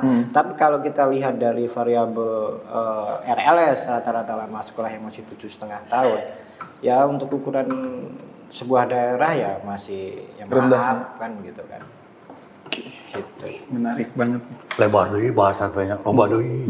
Coba bahasan, Bro. Jadi kita ngomong itu sebenarnya tidak pernah menyerang pribadi-pribadi para pejabat. Ya, peduli amat lah urusan pribadi kita juga punya. Dan bukan kita tidak tahu. Bukan kita tidak tahu, tapi buat apa? Tapi buat apa? Itu tidak menarik untuk kita bicarakan misalnya punya masalah-masalah pribadi. Dan kita juga punya masalah pribadi, punya kepribadian yang berbeda-beda. Tapi kita asik kalau ngobrol masalah kebijakannya karena ini akan berdampak. Kalau masalah pribadi kan dia berdampak langsung ke masyarakat luas. Mungkin hanya berdampak dalam ruang lingkup yang sempit gitu kan. Tidak dalam ruang lingkup yang luas. Ini kan kalau dari Kang Asep nggak muncul nih, saya aja nih yang nanya berarti ya. Aman kan? Aman. Nih yang paling atas. Nih udah saya like nih postingan nih, udah saya save Kang. Yang mana? Yang ini nih Kang. Baku hantam pendukung bupati demi proyek. Iya. Ini dari judul aja, wah cek saya teh. Wah. Nah, pertanyaan pertama Kang. Ini Akang dapat sumbernya A1. Satu dong. Bukan 1A, 1A mah angkot. Bupati juga klarifikasi langsung ke saya. Oh, udah ada komunikasi sama Bupati terkait ini. Tapi yang saya bahas akhirnya dengan Pak Bupati, saya bilang Pak Bupati, bagi saya yang lebih menarik itu bukan baku hantamnya, tapi penyebabnya itu terjadi baku hantam itu apa sih? Kan itu. Nah itu yang saya diskusikan dengan beliau di komunikasi terakhir ya, karena beliau yang mempertanyakan postingan itu. Oh, beliau juga mempertanyakan. Oh iya langsung. Oh berarti nggak follow kayaknya kan? Iya mau follow, lahir batin dia mau follow. Oh, dan jangan salah di pendopo itu ada divisi screenshot kan? Maksudnya? Jadi nu gawena otakna eueuhan jadi kapakena teh ku sering Pak ini Pak gitu. Divisi screenshot. Serius Kang eta lucu sih Mas suka punten nya. Nya naon eta statusna honorer PP3 kan ya. Hah? Ada loh. Dia sadar diri, otakna eueuhan. Pegawai lepas harian. Nah, waktuna loba ngagugulung medsos bro, jadi gawena lapor screenshot. Pak, babogel ya Pak. Pari Aris Pak, dijaga walungan nih Pak. Lucu sih asli. Kan terkait ini. Dan ini diakui bahwa ada terjadi. Itu kan sampai ke polisian. Pendukung sama pendukung. Baku hantam. Kalau bupati cuma mengakui satu orang yang melaporkan bahwa itu pendukungnya beliau. Tapi versinya mereka, ya mereka juga semua juga pendukung kan gitu. Oke, demi proyek. Nah ini maksudnya demi proyek kecamatan nilainya juga sekitar 70 jutaan. Boga untungnya paling seberapa bro? Ayeuna urusan ke polisi gitu, nu repot kolot-kolot kene. Kan gitu. Mending kita ribut tapi tebakan hantam ya. Ya, ya artinya itu menjadi satu keprihatinan saya saja lah. Iya, iya. Dan saya sampaikan ke Pak Bupati, Pak, ini hanya satu masalah yang muncul. Sementara kejadian itu sebenarnya banyak terjadi di sekarang ini di pendukung Pak Bupati. Saya bilang. Cuma bedanya yang lain tidak muncul, diam. Cuma yang ini muncul, kan begitu. Itu teh baku hantam teh bener baku hantam atau cuman Ya ada. kiasan aja? Enggak ada. Meskipun tebuk-bek gitu ya. Gitu. Aduh. Kayak itu mana adanya? So, yang mana lagi? Itu mumpung aya adminnya nih. Tah eta kan. Admin, kalau SMA mah beliau ya. Kalau aku kan hanya narasumber yang nemenin dia karena kesepian aja. Coba panggilan. Ini kan soal proyek infrastruktur di Majalengka. Kan udah diangkat juga nya Kang ya. Yang ini nih lucu pisan ini karikaturna. Ada kayak Yayasan Suara Masyarakat Majalengka, sinetron proyek infrastruktur di Majalengka. Kenapa akan menyematkan kata sinetron? Sinetron, kamu semua juga tidak ada perubahan apapun. Saya masih ingat di awal tahun, saya menginisiasi audiensi dengan Komisi 3 yang membawahi salah satunya adalah pengawasan di infrastruktur tuh. Saya sudah nge-warning mereka, potensi ke depan ini begini. Artinya saya memohon kepada teman-teman di Komisi 3 Dewan itu untuk meningkatkan pengawasan. Oke. Kan begitu. Seiring waktu, ternyata masih gitu-gitu kene. Kita menerima banyak keluhan tuh dari masyarakat, pembangunan senderan air Paraduae, jalan Paraduae, kan begitu. Sehingga kita kembali ingatkan itu, bahkan ada intimidasi ke media yang dilakukan oleh pelaksana pembangunan jalan lah. Nah itu kita bahas lagi. Ketika audiensi itu kan yang dipanggil dinas terkait pasti otomatis. PUTR, inspektorat. Karena terobosan Bupati saat ini, inspektorat dilibatkan untuk mengaudit proyek yang berjalan. Artinya nanti pencairan itu harus berdasarkan audit dari inspektorat. Itu terobosan yang saya sangat apresiasi itu. Tapi itu pun berjalan ketika dinas-dinas ini juga profesional. Kenapa saya bilang profesional?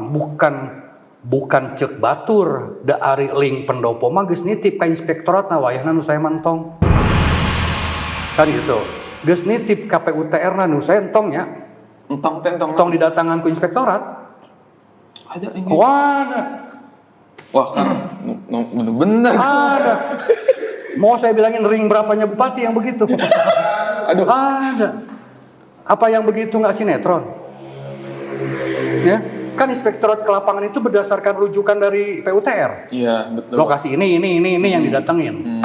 Nah, ketika orang-orang bupatinya udah pesen ke PUTR, nuang montongnya, nurang tongnya, terus kemana? Kan begitu. Lumayan kompleks ya. Bahkan yang mirisnya, coba kalau saya minta nih ke Pak Bupati, ke orang-orang di sekitar Bupati, ngelihat medsos itu tong judul nawai gitu loh, tong status nawai, bacaan komentarna dan upareurih mah depan komentarna, ya kan? Yang lebih real itu yang di komentarnya itu, pelajari baik-baik. Bagaimana masyarakat mengeluh, bagaimana masyarakat menilai bahwa pembangunan sekarang punten-punten lebih jelek dari rejim yang kemarin. Itu kan harus menjadi evaluasi. Bukan kita-kita nih yang ngomong, masyarakat. Gitu. Iya kekerek setahun. Ya. Can geus setahun saya nu baku hantam. Tahun kedua beki ya makanya karena tadi kaitannya dengan APBD yang turun menjadi 2,9 otomatis proyek juga makin kecil. Iya, imbasnya kan ke infrastruktur, ke pelayanan publik. Udah pasti itu. Pasti infrastruktur pasti banyak yang di-cut. 50% belanja honor pejabat lah ya. Berarti sisa 50%. Iya. Iya, 50% untuk semua kebutuhan Majalengka coba. Ini Dengan termasuk kesehatan kan itu. Iya, 1,3 juta penduduk 1,3. Majalengka. Imbasnya ke situ. Aduh. Nah, itulah risiko ketika sebuah daerah itu terlalu bergantung pada keuangan nasional. Makanya baik lagi tadi ke infrastruktur. Saya ngelihat Pak Bupati punya semangat yang baik bahwa ini di eranya saya pembangunan infrastruktur kudu halus ya, kan gitu. Inspektorat mana audit nu bener. Mungkin nu dibayarnya sesuai apa yang diterapkan oleh pengusaha di lapangan. Betul, semangatnya saya hargai. Kan gitu. Tapi saya dengan Bupati juga sepakat metode itu bisa baik ketika OPD ini berjalan profesional. Kan begitu. Pertanyaannya ketika PUTR didatangan cenah ku orang Bupati, wayah nanya nu saya mentong, wayahna nu saya mentong. Ari kumaha? Kan gitu. Bukan oleh bupati. Ya mau lah. Tapi kan bagi proyek pada memang proyek bupati dan pemerintah daerah. Nah bagi saya deui. Tapi pelaksana-pelaksana di bawahnya harusnya punya semangat yang sama dengan Pak Bupati. Karena bagaimanapun efeknya secara politik nu goreng mah bupati. Lain si Dena nu jadi wakil. Bupati yang jelek. Gitu loh. Makanya tadi saya bilang mudah-mudahan nih ke depan mindset pola berpikirnya Pak Eman itu sudah seorang politisi, lain birokrat lagi. Iya. Gitu. Gitu, Kang. Satu lagi, Kang. Jadi entong tiap Sabtu Minggu kapila nyanyi-nyanyi, Bro, gitu. Susah anu gitu, Bro. Duka. Itu tengiringan ya. Kang, di caption yang postingan tadi itu ada narasi bandar proyek. Yang mana bandar kan diidentikan teh semacam lamun dina meja mah anu ngabandaran ngabagikeun. Iya. Praktik itu ada. Ada. Berarti diatur oleh satu orang. Iya. Iya itu ada. Dia tidak dalam komposisi sebagai pengatur sebenarnya. Kalau floatingan mah tetap dia hanya sebagai apa ya? Pendistribusi kalau saya bilang. Jadi misalnya big bossnya ini udah nentuin bahwa yang dapetnya si A, B, C, D. Maka saya alihin, Riz, lu bagiin ya. Oke. Nah gitu. Nah di Majalengka itu sorotan itu ke Aris. Yang dibilang bandar itu Aris.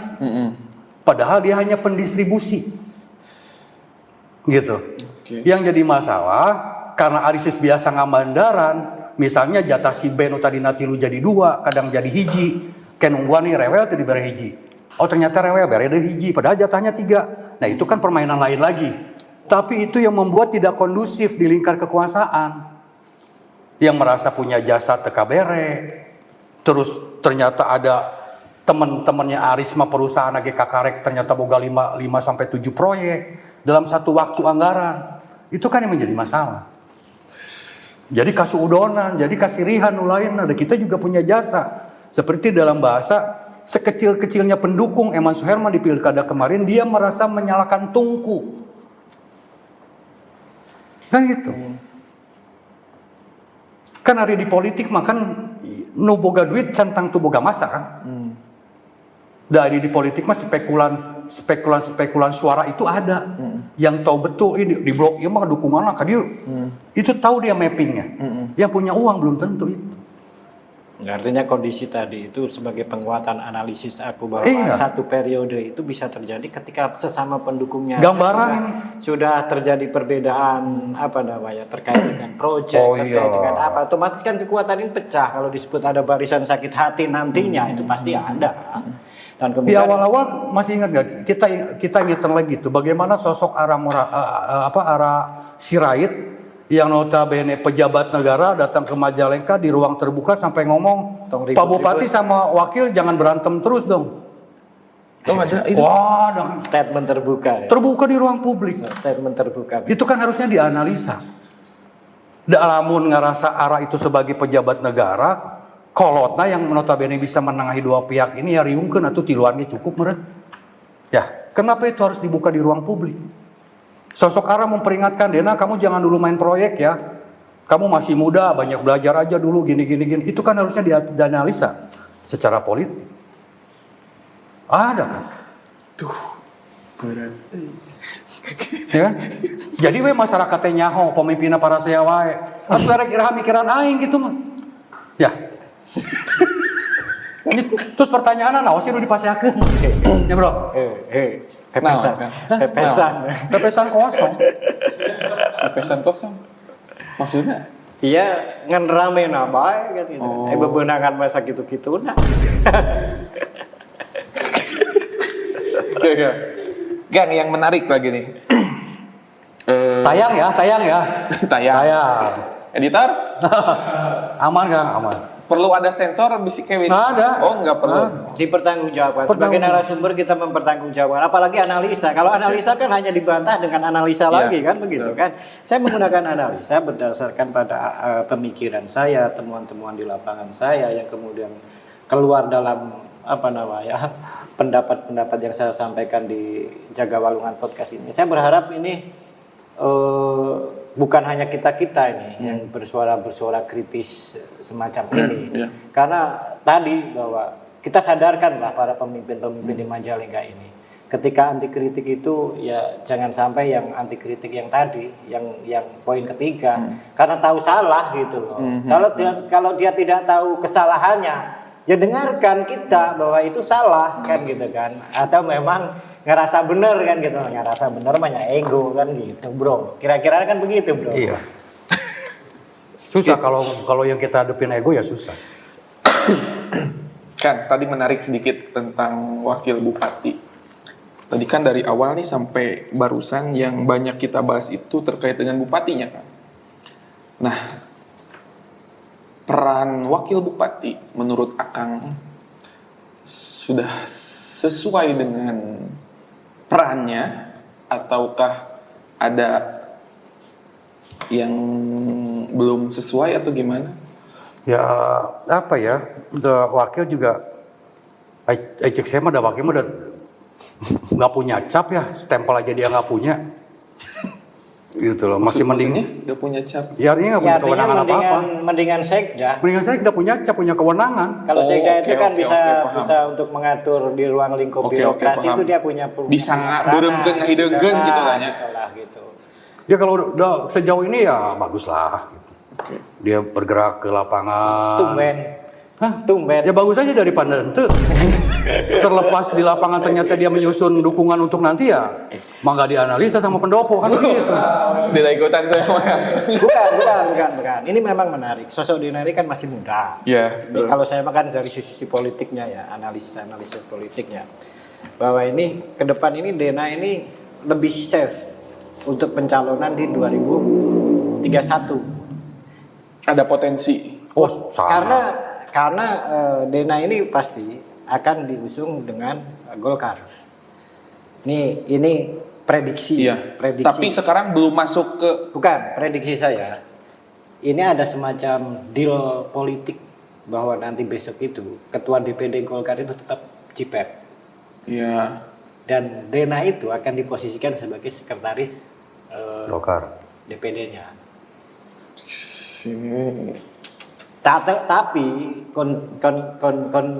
konsensusnya apa kesepakatan di balik mejanya pasti Dena ini akan dicalonkan oleh Golkar. Artinya dengan 8 kursi Golkar ini itu akan membuat posisi Dena untuk pertempuran 2031 dia masih settle ya, masih aman lah kan gitu kan untuk tiket. Artinya dia udah punya minimal setengah tiket lah ya kan. Kalau satu tiket kan 10 kan. Tinggal nyari tiket dikit. Nah, kalau Pak Eman ini disebut Gerindra, ya tadi frekuensinya, intensitasnya dia berkomunikasi dengan Gerindra seperti apa. Tapi saya pernah baca di berita teh calon ketua DPC atau DPD? DPD. Gerindra Majalengka. DPC kalau Gerindra mah DPC. ya? Enggak. Ada Wacana. berita. Persoalannya kan ada Pak Jepri. Iya, ikhlas nggak keluarga Irwan? Haji Irwan. Yang sudah berdarah-darah. Berdarah-darah membesarkan Gerindra di Majalengka. Ini tambah lebar lagi nih. Dan posisinya gini loh, bargainingnya kan tadi saya sampaikan. Februari 2030, Eman itu udah berhenti jadi bupati, sudah mantan bupati. PJ. PJ berarti naik. Ya, artinya kan ada PJ bupati. Artinya itu dia pengangguran politik. Dan jabatan eksekutif enggak, legislatif enggak. Nah, kan dihitung sama partai berhitung. Kemarin dihitung kan ada sekda yang pensiun di akhir-akhir pencalonan, artinya memang punya potensi untuk meng-up elektabilitas dalam sebuah kontestasi. Nah, makanya saya tadi menarik, kalau ini dipilih langsung, lawan terberat adalah orang yang saat ini sedang duduk di birokrat. Lawan terberat Pak Iman kalau nanti dipilih oleh rakyat langsung, itu potensinya itu adalah yang saat ini sedang duduk di birokrat. Berarti formatnya sama kayak yang kemarin. Ya, terlepas birokratnya itu birokrat daerah, birokrat provinsi. Oh. Ya, terlepas Oke. ya. Paham. Tapi nanti soalnya saya ngomong begini orang langsung gerak nih. Oh, sieta kan gitu kan. Karena itu berpotensi, potensinya sangat tinggi untuk dilakukan itu. Nah, kalau dipilih langsung dipilih oleh DPRD, yakin itu yang di gedung dewan itu tinggal cingce, bro, lo bupati, wakil bupati. Terus situ menang nah, nggak lah saya teman dinasti. Selesai pembicaraan itu di levelan. Kang, saya pernah podcast dengan seseorang lah. Ini podcastnya belum naik. Pernah ngobrolin ini nih. Jadi di Majalengka itu berarti sudah 1, 2, ya beberapa bupati itu backstory-nya itu seorang birokrat, bukan orang politik katanya. Ada saya pernah ngobrol, cuman belum diupload videonya. Nah, menurut Akang nih, apakah katakanlah seorang bupati itu lebih bagus dari birokrat atau pure orang politik? Katakanlah orang yang benar-benar dari nolnya itu berpartai, dari organisasi berpartai segala macam dan dia jadi pemimpin, ataukah memang dari birokrat? Menurut saya mau birokrat maupun dari legislatif, itu sebenarnya legislatif itu jauh lebih bisa memahami dua sisi. Kadang-kadang ada maksudnya non birokrat bro, karena non birokrat atau politisi lah katakanlah. Ya, politisi murni. Politisi murni. Karena legislatif juga ada yang nama birokrat. Ya. Kalau misalnya non birokrat itu biasanya sekarang mah kepala daerah juga punya staf-staf ahli ya. Artinya ada sesuatu hal yang sifatnya teknis yang memang harus paham detail terkait aturan peraturan dan lain sebagainya. Itu biasanya mereka konsultasi dengan beberapa staf ahlinya. Artinya kepala daerah itu hanya decision saja. Tetapi kepekaan komunikasi dengan legislatif, karena banyak cerita kalau legislatif sama eksekutifnya durder terus juga nggak baik. Tapi kalau ada ayam kayak Majalengka jauh lebih tidak baik kan gitu kan. Artinya ini ngapain kalian berbeda partai? Ngapain kalian bikin partai politik? Ngapain kalian mengidentitaskan dengan partai A, partai B, partai C, partai D? Kalau semuanya hanya nurut eksekutif bagaimana ya udah ikut. Itu. Ini kan kondisinya Majalengka itu kan adem ayem. Adem ayem bang, terlalu adem. Kalau saya sih lebih memilih yang politisi murni ya. Iya. Daripada birokrat, mantan birokrat. Kenapa? Ya saya sedikit banyak berdiskusi dengan Pak Haji Sutrisno tuh. Yang politisi murni lah. Oh, Pak Haji Sutrisno itu politisi murni. Artinya dia mengalami di legislatif, dia ngalamin di perusahaan dia ngalamin gitu kan. Di eksekutif ya, artinya biasanya mereka lebih peka, lebih punya solusi yang konkret dan tidak anti kritik. Terus kebijakan diskresinya itu ada gitu loh. Ya kita salah satu kebijakan diskresi yang dilakukan oleh Pak Sutrisno yang saya ingat, bagaimana waktu itu ASN bro yang disuruh dipotong ya penghasilannya untuk Basnas. Pakai surat edaran itu kan saya sempat diskusi, Pak alasannya apa? Beliau waktu itu alasan saya bagaimana saya mensiasati kecilnya anggaran di Majalengka, kan gitu. Dengan segala perencanaan pembangunan yang ada di saya, kalau hanya ngandelin PAD itu tidak akan mampu. Oke. Artinya terobosan-terobosannya itu ada. Beda dengan yang basically-nya latar belakangnya birokrat. Karena apa?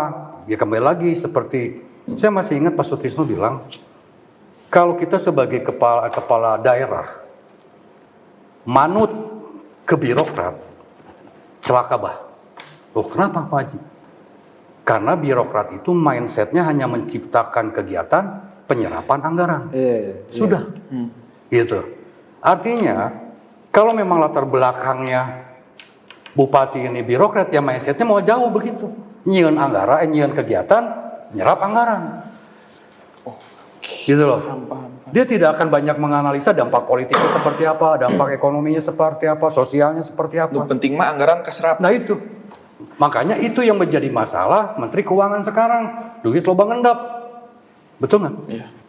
Kan lumayan ya bro. Ya, tapi kan masalahnya politisinya di Majalengka seperti ini. Itu Nah, patronismenya sama ngasih sangat kental. Ini yang menjadi kenapa Yes, sih? man. Kenapa sampai muncul kekuatan-kekuatan NGO model kita non government begini ngomong dan lain sebagainya? Karena kita merasa keterwakilan kita di dewan kurang terwakili karena tidak ada suara-suara itu. Itu Sehingga yang kita akan saya menyuarakan tanyakan nih gitu kan. Itu tadi bridging tuh kan. Ini yang saya akan tanyakan. Tadi kan sudah keluar dari Akang ini ada potensi ini dari birokrat nih. Baik yang buat pilkada nanti. Baik itu yang di kabupaten maupun yang di provinsi. Oke lah udah tahu lah. Nah, kira-kira dari kalangan politik murni apakah ada potensi yang menurut Akang Sigana oke gitu. Sigana oke. Karena kan kita sepakat nih, tadi Akang berdua teh sepakat bahwa sepertinya kalau pure dari orang politik itu akan lebih kebijakannya akan lebih namanya Dinamis lah. Dinamis. Ya itu tadi persoalannya. Nah itu ada, kira-kira ada nggak sosok di Majalengka orang yang pure berpolitik bukan birokrat yang kira-kira memiliki potensi nanti pilkada nanti akan naik? Ya kalau sesuai prediksi tadi, kalau Dena itu nanti diposisikan di sekretaris DPD Golkar gitu kan, artinya kan dia berangkat dari politik, ya politisi kan gitu kan, artinya dia bukan seorang birokrat. Oke, satu nama sudah terkantong. Nama-nama lain bagaimana dari partai-partai lain? Nah, Ketua-ketua partai. Ketua-ketua partai. Mentalnya bagus nggak nanti? Mentalnya bagus nggak? Kan gitu. Kan Persoalannya. ketua partai di kita itu pemain aman semua.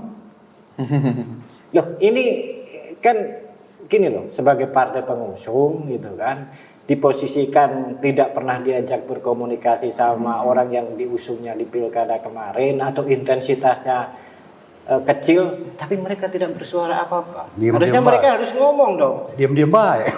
Mana didukung kuaing kan gitu kan kuduna kan gitu kunaon ayeuna teu ngajak ngomong geus jadi gitu kan kuduna pan gitu. Meureun kan ikhlas ngadukungan legowo lah gitu henteu. Kemarin tuh penuh keterpaksaan, diperkosa dengan sukarela deh kemarin deh. 2024 itu diperkosa sukarela. Ketua-ketua partai itu tidak punya kewenangan untuk menentukan calon-calon yang akan diusung. Semua dipaksa dari pusat dengan konsekuensi koalisi permanen Kim itu, gitu loh. Ditaruh ya. Naik kan, boleh di Naik. ulah aya nu dikat-kat Kang ya. Oh, saya bertanggung jawab. Tanggung jawab. Analisa, ya analisa mah dipertanggung jawab kan. Siap. Saya Udah berapa menit ya? 1 jam 30? Astagfirullahaladzim. Mau kerasa. Oke. Ini Dulur Jaga Walungan juga kayaknya mulai terbawa suasana. Jadi kita cooling down dulu Kang. Kita itu ada namanya segmen Burujul Kang. apa itu? Burujul itu buru jawab ulah lila.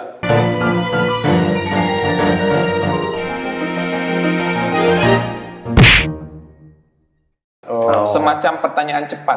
Oke. Yang kemarin ada di potongan Bobby tuh. Pasti tanyakan deui ke saya ge. Iya kan? Ngopi heula bah, memang Ngopi kita heula. cepet bah.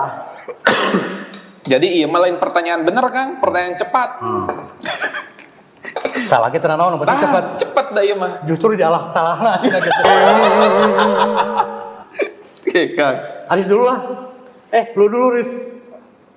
Bebas. Aris. Apa sok. Berapa pertanyaan? Ganti-gantian mah ya. Gantian lah. Ganti-gantian. Tapi pertanyaannya sama atau beda ya? Tapi itu pengen ditanya keduanya aku saya. Sok aja. Jawab barang we Kang ya. Barang ya. Dengan dikasih 2 pilihan ku saya ya. Ya. Oh, dikasih 2 pilihan. Oh, tilu pilihan. Oke. Barang ya kan? Ya. Ketika saya beres pertanyaan langsung jawab. Oke. Siap? Burujul. Kalau boleh berpendapat, menurut Akang berdua, lebih oke yang mana? Masa pemerintahan Haji Sutrisno, Haji Karna, atau Haji Eman? Sutrisno. Karena Oke, 2 beda. Tanya hiji. Akang dulu. Dia itu tadi, karena latar belakangnya dia politisi murni, banyak kebijakan, diskresi dia, terobosan-terobosannya yang faktanya juga masyarakat merasakan. Oke. Dulu itu ada ungkapan, Kang, zamannya Pak Sutrisno itu bagaimana masyarakat, kenapa menjuluki Pak Sutrisno itu Bapak Pembangunan. Jadi ayah bahasa, jalan nu tadinya coklat jadi hidung. Coklat tanah jadi aspal. Jadi aspal, dan itu melekat, Kang. Artinya ada ayah urutna nu karasa ku masyarakat. Itu kalau saya. Oke. kalau saya mah ya karena politik pada saat itu dinamis berjalan di era Karna, daya kritis berjalan. Tapi situasinya adem ayem gitu, tidak dikotomikan mana pendukung dan pengusung. Saya lebih pada ke situ. Oke. Tapi kritik jalan, tapi komunikasi enak. Gitu. Berarti lebih menyoroti ke komunikasi. Komunikasi, kalau saya mah komunikasi. Ya sebenarnya di era Sutrisno juga begitu, kritik jalan, sama. Oke, menarik. Nah ini Kang Asep nih kayaknya. Enggak. Sejauh ini Kang, dari isu-isu yang sudah akan naikkan di SMM TV, isu mana yang paling cepat dapat respon? Ya Majalengka langsung saya membahas benar itu sih Majalengka langsung saya, gitu loh. Oke, Ya itu sejauh ini yang melihat status itu untuk di SMM ya itu sudah 50.000 lebih. Artinya bagi saya bagus lah itu. Dan hampir 70% mempertanyakan langkung saya belah mana. Gitu. itu paling cepat mendapatkan respon. Ya, Dari masyarakat, netizen. kalau yang respon cepat dari pihak pemerintah, Dari pihak pemerintah ini responnya mau respon positif maupun negatif ya?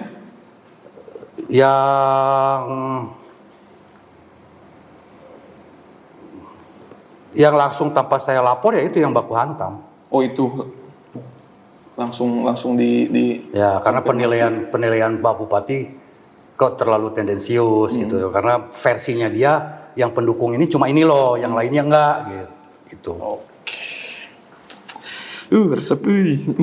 Tapi kan harusnya bahasanya bukan iya mah pendukung mah dan iya kan gitu. Harusnya bukan begitu. Iya. Lebih ke substansinya aja. Kunaon sih mana Kunaon nepi kabaran berantem gitu. Nah, Kang, kira-kira kenapa sih masih banyak, enggak banyak ya, masih ada pejabat-pejabat yang belum bisa membedakan antara kritik kebijakan dengan mengkritik personal. Ketika ada orang mengkritik kebijakan teh tetap dikait-kaitkan ieu mah teresep jelema mana. Itu kira-kira kenapa? Karena dia ngerasa salah. Kalau orang punya perasaan takut kesalahannya itu lebih dalam terkuak, lebih terbongkar. Jadi mereka bukan tidak tahu. Makanya kan istilahnya banyak orang pura-pura tidak tahu. Mereka tuh tahu kritik itu benar. Tapi kalau dibenturkan ke personalnya, si Yuma da tuh ieu cenah. Iya. Mereka sendiri yang mengarahkan ke personalnya. Akhirnya kan tengah bahas substansinya. Jadi tidak membahas substansinya. Karena kalau kecenderungan saya yang mengatakan sistem itu kadang-kadang merusak. Meskipun dasar basic kita itu baik, tapi karena sistem, kita harus mengikuti sistem. Namanya birokrasi, sistem birokrasi itu sudah ditanamkan dari sejak zaman Orde Baru kan begitu kan, bagaimana permainan di birokrasi gitu kan. Ya, artinya mereka tahu saya salah. Kesalahan saya ini jangan sampai terkuat terlalu dalam gitu. Oke. Sebenarnya lebih ke arah situ. Karena mereka sadar. Kalau birokrasi itu kalau dibawa kepemimpinan yang anti kritik, ya akhirnya salah satu akibatnya itu Kang. ASN birokrat itu dipaksa untuk satu suara. Itu selain pembungkaman. Sistem, artinya kan iya, selain tersistem. pembungkaman ke kita nih, gitu. LSM juga dibungkam gitu. Mending mau dibere kan. Iya, ya, artinya kan sesuatu yang sistemik gitu. Oke. Terakhir Kang. Iya mah barang ngejawabna. Aduh. Sieun tapi tenan naon kudu. Bismillah. Sambat si Bobby. Penulungan kan.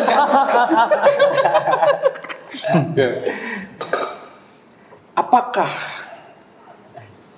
Majalengka? Jawabannya ya dan tidaknya. Apakah Majalengka sudah langkung saya? Tidak. Tidak. Ini harus dijelaskan berarti Kang ya. Iya, tidak. Tidaknya dalam sisi otomatis kan ketika langkung saya itu lebih baik dari yang sebelumnya. Iya. Ya tadi bahas jawabannya kan sudah tadi. Ya sih, Jawaban cuman ya yang ditanyakan. Kalau tadi ada jawaban belum, saya ngomong belum, karena kalau tidak itu kan ya dan tidak. Saat ini tidak. Tidak, saat ini ya. Tapi gini deh. Ternyata saya teh ameh aya ieu teh Kang. Yang pasti kan nggak mungkin dari kepemimpinan sekarang itu ada tidak bagus semua. Hal yang oke, yang sudah berjalan sesuai dengan harapan masyarakat. Ya apa? Bingung. Serius kan sebingung itu? Iya. Apa? Ya ada lah. Ya apa? Lu ngomong Ya. ada apa? Ya paling tidak itu terekspos. Kalau dulu kan tidak terekspos. Terekspos apa? Kalau Jadi lebih ngandelin buzzer gitu. Ya, kalau dulu mah tidak terekspos di media sosial, sekarang kan mau kunjungan ngelayan, kan gitu kan. Ngasih bantuan 10 juta, ke video gitu. Kayak KDM gitu. Lah gitu kan. Ieu teh tujuanna teh ameh nganetralkeun geuning. Oh aya nu alusna. Kalau beki jauh. Gak aya pengalus tah. Jadi rakyat teh tahu, bupati teh ngalongok nu gering kan gitu teh. Kan gitu kan ada beritanya termuat. Ai teh tidak dimuat di media kan bupati teh teu ieu aya wargana teh di. Gini deh, kalau ini Kang, kebijakan sholat subuh berjamaah untuk ASN. Menurut Akang, Sholat duha atau sholat subuh? Subuh. yang setiap hari Jumat kalau nggak salah. Ya. Terus apa yang dipertanyakannya? Nah itu urgensinya kira-kira menurut Ya Akang? nggak ada, itu mah ibadah aja. Jangan mempolitisir ibadah. Itu kan program Kang. Yang itu mah nggak usah program di sarola subuh. Masa beragama di program. Masalah agama di program kan. Nu tadi nate sarolat jadi sholat, katanya biasa sarolat kok. Uing mereka kadang-kadang sholat, kadang-kadang henteu. Oke, ini sepertinya sudah terlalu panjang kita durasi. Jadi buat program itu yang mendasar, yang menyasar. Oh ini loh pelayanan di masyarakat itu dianggap belum maksimal. Kalau itu sebagai program pendidikan mental yang harus dididik itu ya mental. Ya jangan korup aja, udah itu selesai. Di birokrasi itu yang penting bagaimana membudayakan mental untuk tidak korup. Udah selesai. Tidak bermain proyek dan lain sebagainya. Itu selesai. Soal subuh dan tidak subuh yang kadang tadi cek Alhamdulillah. Oh iya. Iya. Niatna orang kan netralkan. Oke, Kang, kita masuk segmen-segmen akhir nih, Kang. Apa ya? Ini udah terlalu ini sih. Akhirnya kan sholat subuh itu jadi ajang lobby. Lu jarang udah datang, udah bisa panggilnya sholat subuh. Kadang ngabelaan ke sholat subuh, udah bisik bupatina kaburu balik. Jadi dibelaan bagadanya. Jadi narangkring itu di masjid, narangkring itu di alun. Udah bisik kapodosan bupatina tuluy balik. Bisik teka bagian ngobrol. Kan begitu, jangan begitu juga sholat subuh, sholat subuh aja. Oke, Kang. Nyandung gak ibadah bro. Nya, Iya. nya, kok mau heboh kamarinya? Nah, tengiringan. Kang, kita masuk sesi terakhir nih, Kang. Tentunya nih yang tadi kita bicarakan kan itu dinamika-dinamika politik lah di Majalengka tentang pemerintahan segala macam kebijakan. Nah, tentunya kita harus dibarengi dengan kira-kira kumanya harapan kedepannya Majalengka itu ingin seperti apa, dengan cara apa, baik itu saran untuk pemerintahan maupun buat masyarakatnya juga dari akang-akang, barangkali ditonton dan bisa didengarnya sugan gitu. Ya. Karena saya pribadi juga, kenapa saya katakanlah lamun cek bahasa idealis nama peduli ke Majalengka karena ngingetkeun mun saya boga budak kumahaan ke budak urang tumbuh besar di daerah yang katakanlah dengan indeks pendidikannya yang segitu tadi yang dibicarakan dengan pertumbuhan ekonomi segitu, itu pasti diperhatian juga. Tentunya kita ingin Majalengka lebih baik, Majalengka yang majulah seperti itu. Saran atau harapannya seperti apa bagi para pemangku kebijakan lah, bagi masyarakat anak muda segala macam, enggak kan? Enggak, Chris. Aku dulu nih. Ya. Yang pertama mungkin saya punya kepedulian besar terhadap Majalengka. Sekali lagi buat Pak Bupati, Pak Eman, saya mengkritisi itu bukan dalam konteks ingin menjatuhkan dan bukan dalam konteks yang menyerang secara brutal kan begitu kan. Tanpa dasar. Tetapi ketika kita menyuarakan suara-suara kritis, suara-suara kritikan ini, itu sebenarnya dalam konteks pengen mensukseskan program dari Pak Eman menuju Majalengka Langkung Sae. Langkung Sae itu tidak akan terwujud kalau pemerintahannya tidak mau mendengarkan suara-suara yang berbeda. Karena dengan perbedaan pendapat, perbedaan opini, perbedaan gagasan, itu membuat istilah Soekarno itu think and rethink, berpikir dan berpikir ulang kan begitu kan. Artinya tepat, sebenarnya bukan benar dan salah ya, soal kebijakan itu masalah tepat dan tidak tepat, karena benar dan salah itu sangat relatif dan subjektif. Tapi tepat dan tidak tepat itu bisa diukur, ada keterukurannya. Makanya kenapa ada namanya kajian-kajian publik dan semua itu sebagai bentuk ada parameter untuk keterukuran keberhasilan sebuah pemerintahan dan pembangunan di sebuah daerah.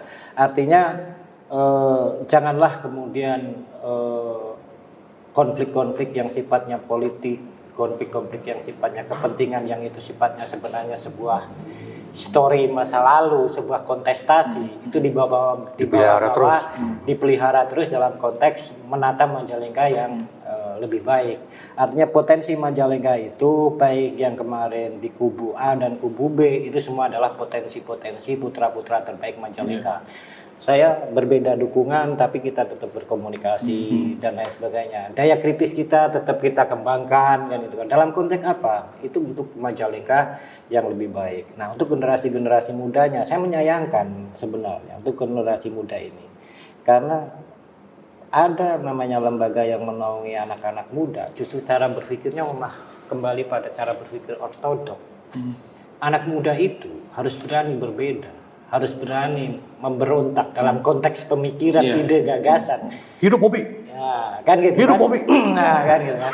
Dalam konteks itu anak muda yang semacam itu yang dibutuhkan di Majalengka, bukan anak muda yang kemudian jadi stempel dari pemerintahan yang sekarang. Dan ini nggak tahu nih, anak-anak muda ini kayak jadi ada partai plus sekarang itu, partai khusus pemuda itu loh, gitu kan, yang dijadikan sebagai kendaraan-kendaraan untuk mensosialisasikan program-program pemerintah, dan itu kayak seakan-akan jadi kekuatan politik yang dijadikan kekuatan politik. Tapi tangan panjang, bukan kekuatan politik yang memang merupakan think tank yang memperkuat pemerintahan sekarang, tapi hanya tangan panjang kepentingan-kepentingan politik. Jadi yang influencer. Yang dulu itu kegiatan-kegiatannya berapa setahun aja bisa dihitung dengan 5 jari, nggak ada kegiatan. Sekarang kegiatan seakan-akan motornya itu di situ terus. Akan tahu lah yang saya maksud itu lembaga apa yang menaungi anak-anak muda. Masa anak-anak muda Majalengka mau seperti itu? Akang sendiri kerasain. Apa KNPI lo maksudnya? Hah? KNPI. Iya. Oh, yang ngomong aja. Ya bukan biar lu yang ngomong, lu kan biasanya agak kenceng kalau ngomong soal itu. Kan gua kenceng ada postingannya tuh. Artinya kan ini Gimana ketua KNPI jadi ajudan? setiap kegiatan kan mengandung biaya. Dari mana ini? Ya, setiap kegiatan ada biayanya loh. Dan sekarang hampir banyak kegiatan-kegiatan yang disentralkan di situ. Ini jadi menarik. Nah, jangan sampai anak muda itu hanya jadi stempelnya saja. Tapi ada juga anak muda yang berani mengkritisi. Karena robohlah kalau anak muda cara berpikirnya hanya sebagai stempel, asal bapak senang. Nah, anak muda kacangan yang macam seperti itu. Saya nggak suka. Jujur saya nggak suka anak-anak muda yang cara berpikirnya begitu. Saya lebih suka yang berontak. Karena itu menjadikan cara berpikir kita untuk berpikir ulang, think and rethink itu terjadi. Kalau anak-anak muda yang nggak mau centil-centilan ngomongin mengkritisi program-program pemerintah, karena banyak loh ini. Harusnya anak-anak muda ini yang merasa punya kepentingan terhadap Majalengka. Iya, dengan lahan Majalengka yang tergerus oleh industrialisasi, emang mereka nggak akan berdampak. Kalau kita mau umur tinggal berapa, bro? Anak-anak muda ini loh yang masih punya harapan-harapan ke depan dengan ekses keberadaan pabrik-pabrik industrialisasi di Majalengka, dampak sosialnya kayak apa, dampak lingkungannya kayak apa. Anak mudanya mana yang bersuara tentang lingkungan hidup, tentang lingkungan yang ada di seputaran pabrik-pabrik yang berdiri. Berapa persen sih anak muda yang terserap di situ? Menaikkan nggak kesejahteraan mereka? Ada faktanya. Angka kemiskinan masih tinggi. Itu yang saya pikir itu perlu daya-daya kritis dari kaum muda. Politisinya ya sekarang bangkitlah kan begitu kan. Partai-partai juga jangan terbelenggu karena mereka merasa pengusung ya. Iya. Terutama yang di DPRD ya kan. Karena bagaimanapun juga mereka punya tanggung jawab langsung ke konstituen gitu loh. Jadi kalau mindset mereka masih terkungkung, kita nggak bisa begini nih karena kita partai pengusung ya, cilaka kan. Baru siapa yang mau bersuara kan. Tapi saya masih optimis, masih 4 tahun. Oh iya. Masih optimis, Majalengka bisa langkung saya. Tapi ya itu, rubah. Iya. Komunikasi politiknya, menahan sentimen egonya juga dirubah. Tidak kemudian semua kritik itu malah dijadikan rival kan begitu kan. Bagaimana kalau bisa malam bikin forum diskusi, silahkan kalian berdebat, saya mendengarkan. Biar teruji circle pendukungnya itu sebenarnya punya argumentasi apa enggak gitu loh. Saya lebih seneng misalnya Bupati, nih yang kritis, ayo sini ke pendopo, ini yang pro sini, kalian diskusi berdebat lah, saya yang akan mendengarkan kalian aja. Ada nggak pemimpin yang begitu? Kalau dia hanya mendengarkan dari circle pendukungnya, membahas cekasar para penjilatnya, yang berpotensi jadi pengkhianat. Jadi pengkhianat ke depannya, karena namanya penjilat itu pasti akan berubah-ubah di akhir. Iya. Di mana nanti yang berpeluang untuk menang di periode yang akan datang, mereka akan merubah dukungan itu kalau karakternya penjilat. Tapi kalau oposan murni, di eranya Trisno ngeritik, di eranya Karna ngeritik, di eranya Eman ngeritik, artinya memang dia itu pure. Disebut hobi mah lain lah, disebut hobi mah gitu. Tapi artinya itu bentuk kontribusi pemikiran sehingga menjadikan pemimpin itu tidak ngerasa benar sendiri. Itu saja yang penting. Jadi Mama Eman, saya masih optimis Majalengka Langgung saya 4 tahun ke depan dengan syarat Evaluasi berjalan. Ya. evaluasi berjalan. Yang tadi kita bicarakan itu untuk masa bekerja 1 tahun ini ya. Ya, artinya kan baru 1 tahun. Jadi yang kita tadi obrolkan itu yang sudah terjadi dan sedang terjadi kan. Dan mudah-mudahan kedepannya. Itu jadi evaluasi pemerintah ke depan, terutama Pak Bupati untuk melakukan pembenahan kan gitu. Ada tambahan lagi kan barangkali? Ya saya cuma satu, jangan terus merawat perbedaan dukungan. di sosok sentralnya nih di Pak Haji Eman sebagai kepala daerah. Karena bagaimanapun itu sangat dirasakan ya oleh teman-teman di kepala desa, teman-teman di birokratnya pun sendiri sangat merasakan itu. Saya lebih berharap Pak Bupati lebih lebih menilai ke kompetensinya. Karena bagaimanapun dukungan birokrat dia sangat butuh supaya visi misi politiknya juga berjalan gitu. Itu aja sih kalau saya. Oke, terima kasih Kang. Dulur Jaga Walungan, nih kalau para dulur nonton di sini nih, iya berasa tuh ngesah, rada gegebegan gitu. Tapi yang namanya kritik itu ibaratkan obat lah ya, walaupun pahit itu betul. tapi menyembuhkan. Ya walaupun mungkin kapasitas kita di sini hanya masyarakat, Betul. tapi ya masyarakat yang merasakan, Yang punya seperti itu. kepedulian. Iya, yang punya kepedulian dan ya obat, namanya obat ya pahit-pahit ge wayahna. Iya. Dan kita juga di Jaga Walungan, buat dulur-dulur Jaga Walungan, barangkali ada yang ingin beropini juga tentang baik itu setuju dengan yang tadi kita obrolkan ataupun ingin mengcounter yang tadi kita obrolkan, hayu silahkan kita di sini ruang ngobrol. kita bersama lah. Betul. Gitu kan. Betul. Selama opini dibalas opini. Iya. Kebebasan berpendapat itu kita bebas berpendapat, orang lain bebas menanggapi juga gitu. Kecuali kalau gagal berargumentasi gitu. Nah, Atau kemana mending kan gitu. Nah itu mungkin silahkan kalau ada yang mau datang buat berargumen, DM aja Jaga Walungan Media, kita sangat terbuka. Dan satu lagi Kang Punten, saya atas nama admin SMM TV mendukung nih ke teman-teman di Jaga Walungan. Saya juga mengucapkan terima kasih, teman-teman di sini udah mulai berani nih menjadi penjembatan, karena Akang mah kan sebagai sarana saja yang berbicara kan narasumber.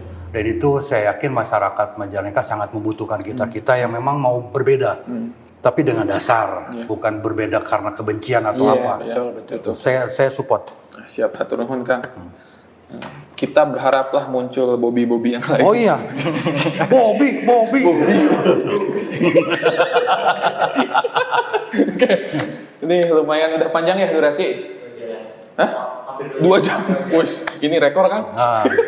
Paling lama karena saking asiknya kita yang namanya ya itulah kalau pedulinya Kang ya. Kita ngobrol sampai nggak kerasa. Ya itu kita tekankan lagi, kita ngobrol seperti ini bukan atas dasar kebencian, bukan atas dasar apa yang negatif, bahwa kita itu peduli terhadap Majalengka, ingin mewujudkan Majalengka Langkung Sae. Tentunya karena kritik itu juga merupakan salah satu komponen demokrasi ya. Inilah kontribusi yang bisa kita berikan sebagai masyarakat, yang kita bisa berikan ke Majalengka dengan mengkritik apa yang kita rasakan di bawah. Oke, hatur nuhun dulur Jaga Walungan. Kalau merasa obrolan ini atau video ini bermanfaat, menarik, bisa teman-teman share ke saudara, keluarga maupun rekan kerja segala macam. Dan jangan lupa juga tinggalkan komentar, like, comment, subscribe. Terima kasih yang sudah nonton sampai akhir. Kang hatur nuhun sudah meluangkan waktunya ke sini buat ngobrol. Saya yang hatur nuhun. Hatur nuhun pisan. Nanti ini siga nama Bang ngobrol deh Kang, ayo episode kayak mah ngobrol gitu. Dinamis aya obrolan, ayo ngobrol deh. Nah, nanti kita ke depan ini kan bisa ngebahas 1 tahunnya pemerintahan Majalengka. Nah, itu. Atau part per part. Kalau ini yang kita bicarakan tadi kan kan gitu kan. Jadi nanti terfokus apa? Fokus satu pembahasan lah gitu. Mudah-mudahan. Oke, hatur nuhun Kang. Sekali lagi terima kasih banyak. Oke, terima kasih yang sudah menonton sampai akhir. Dadah.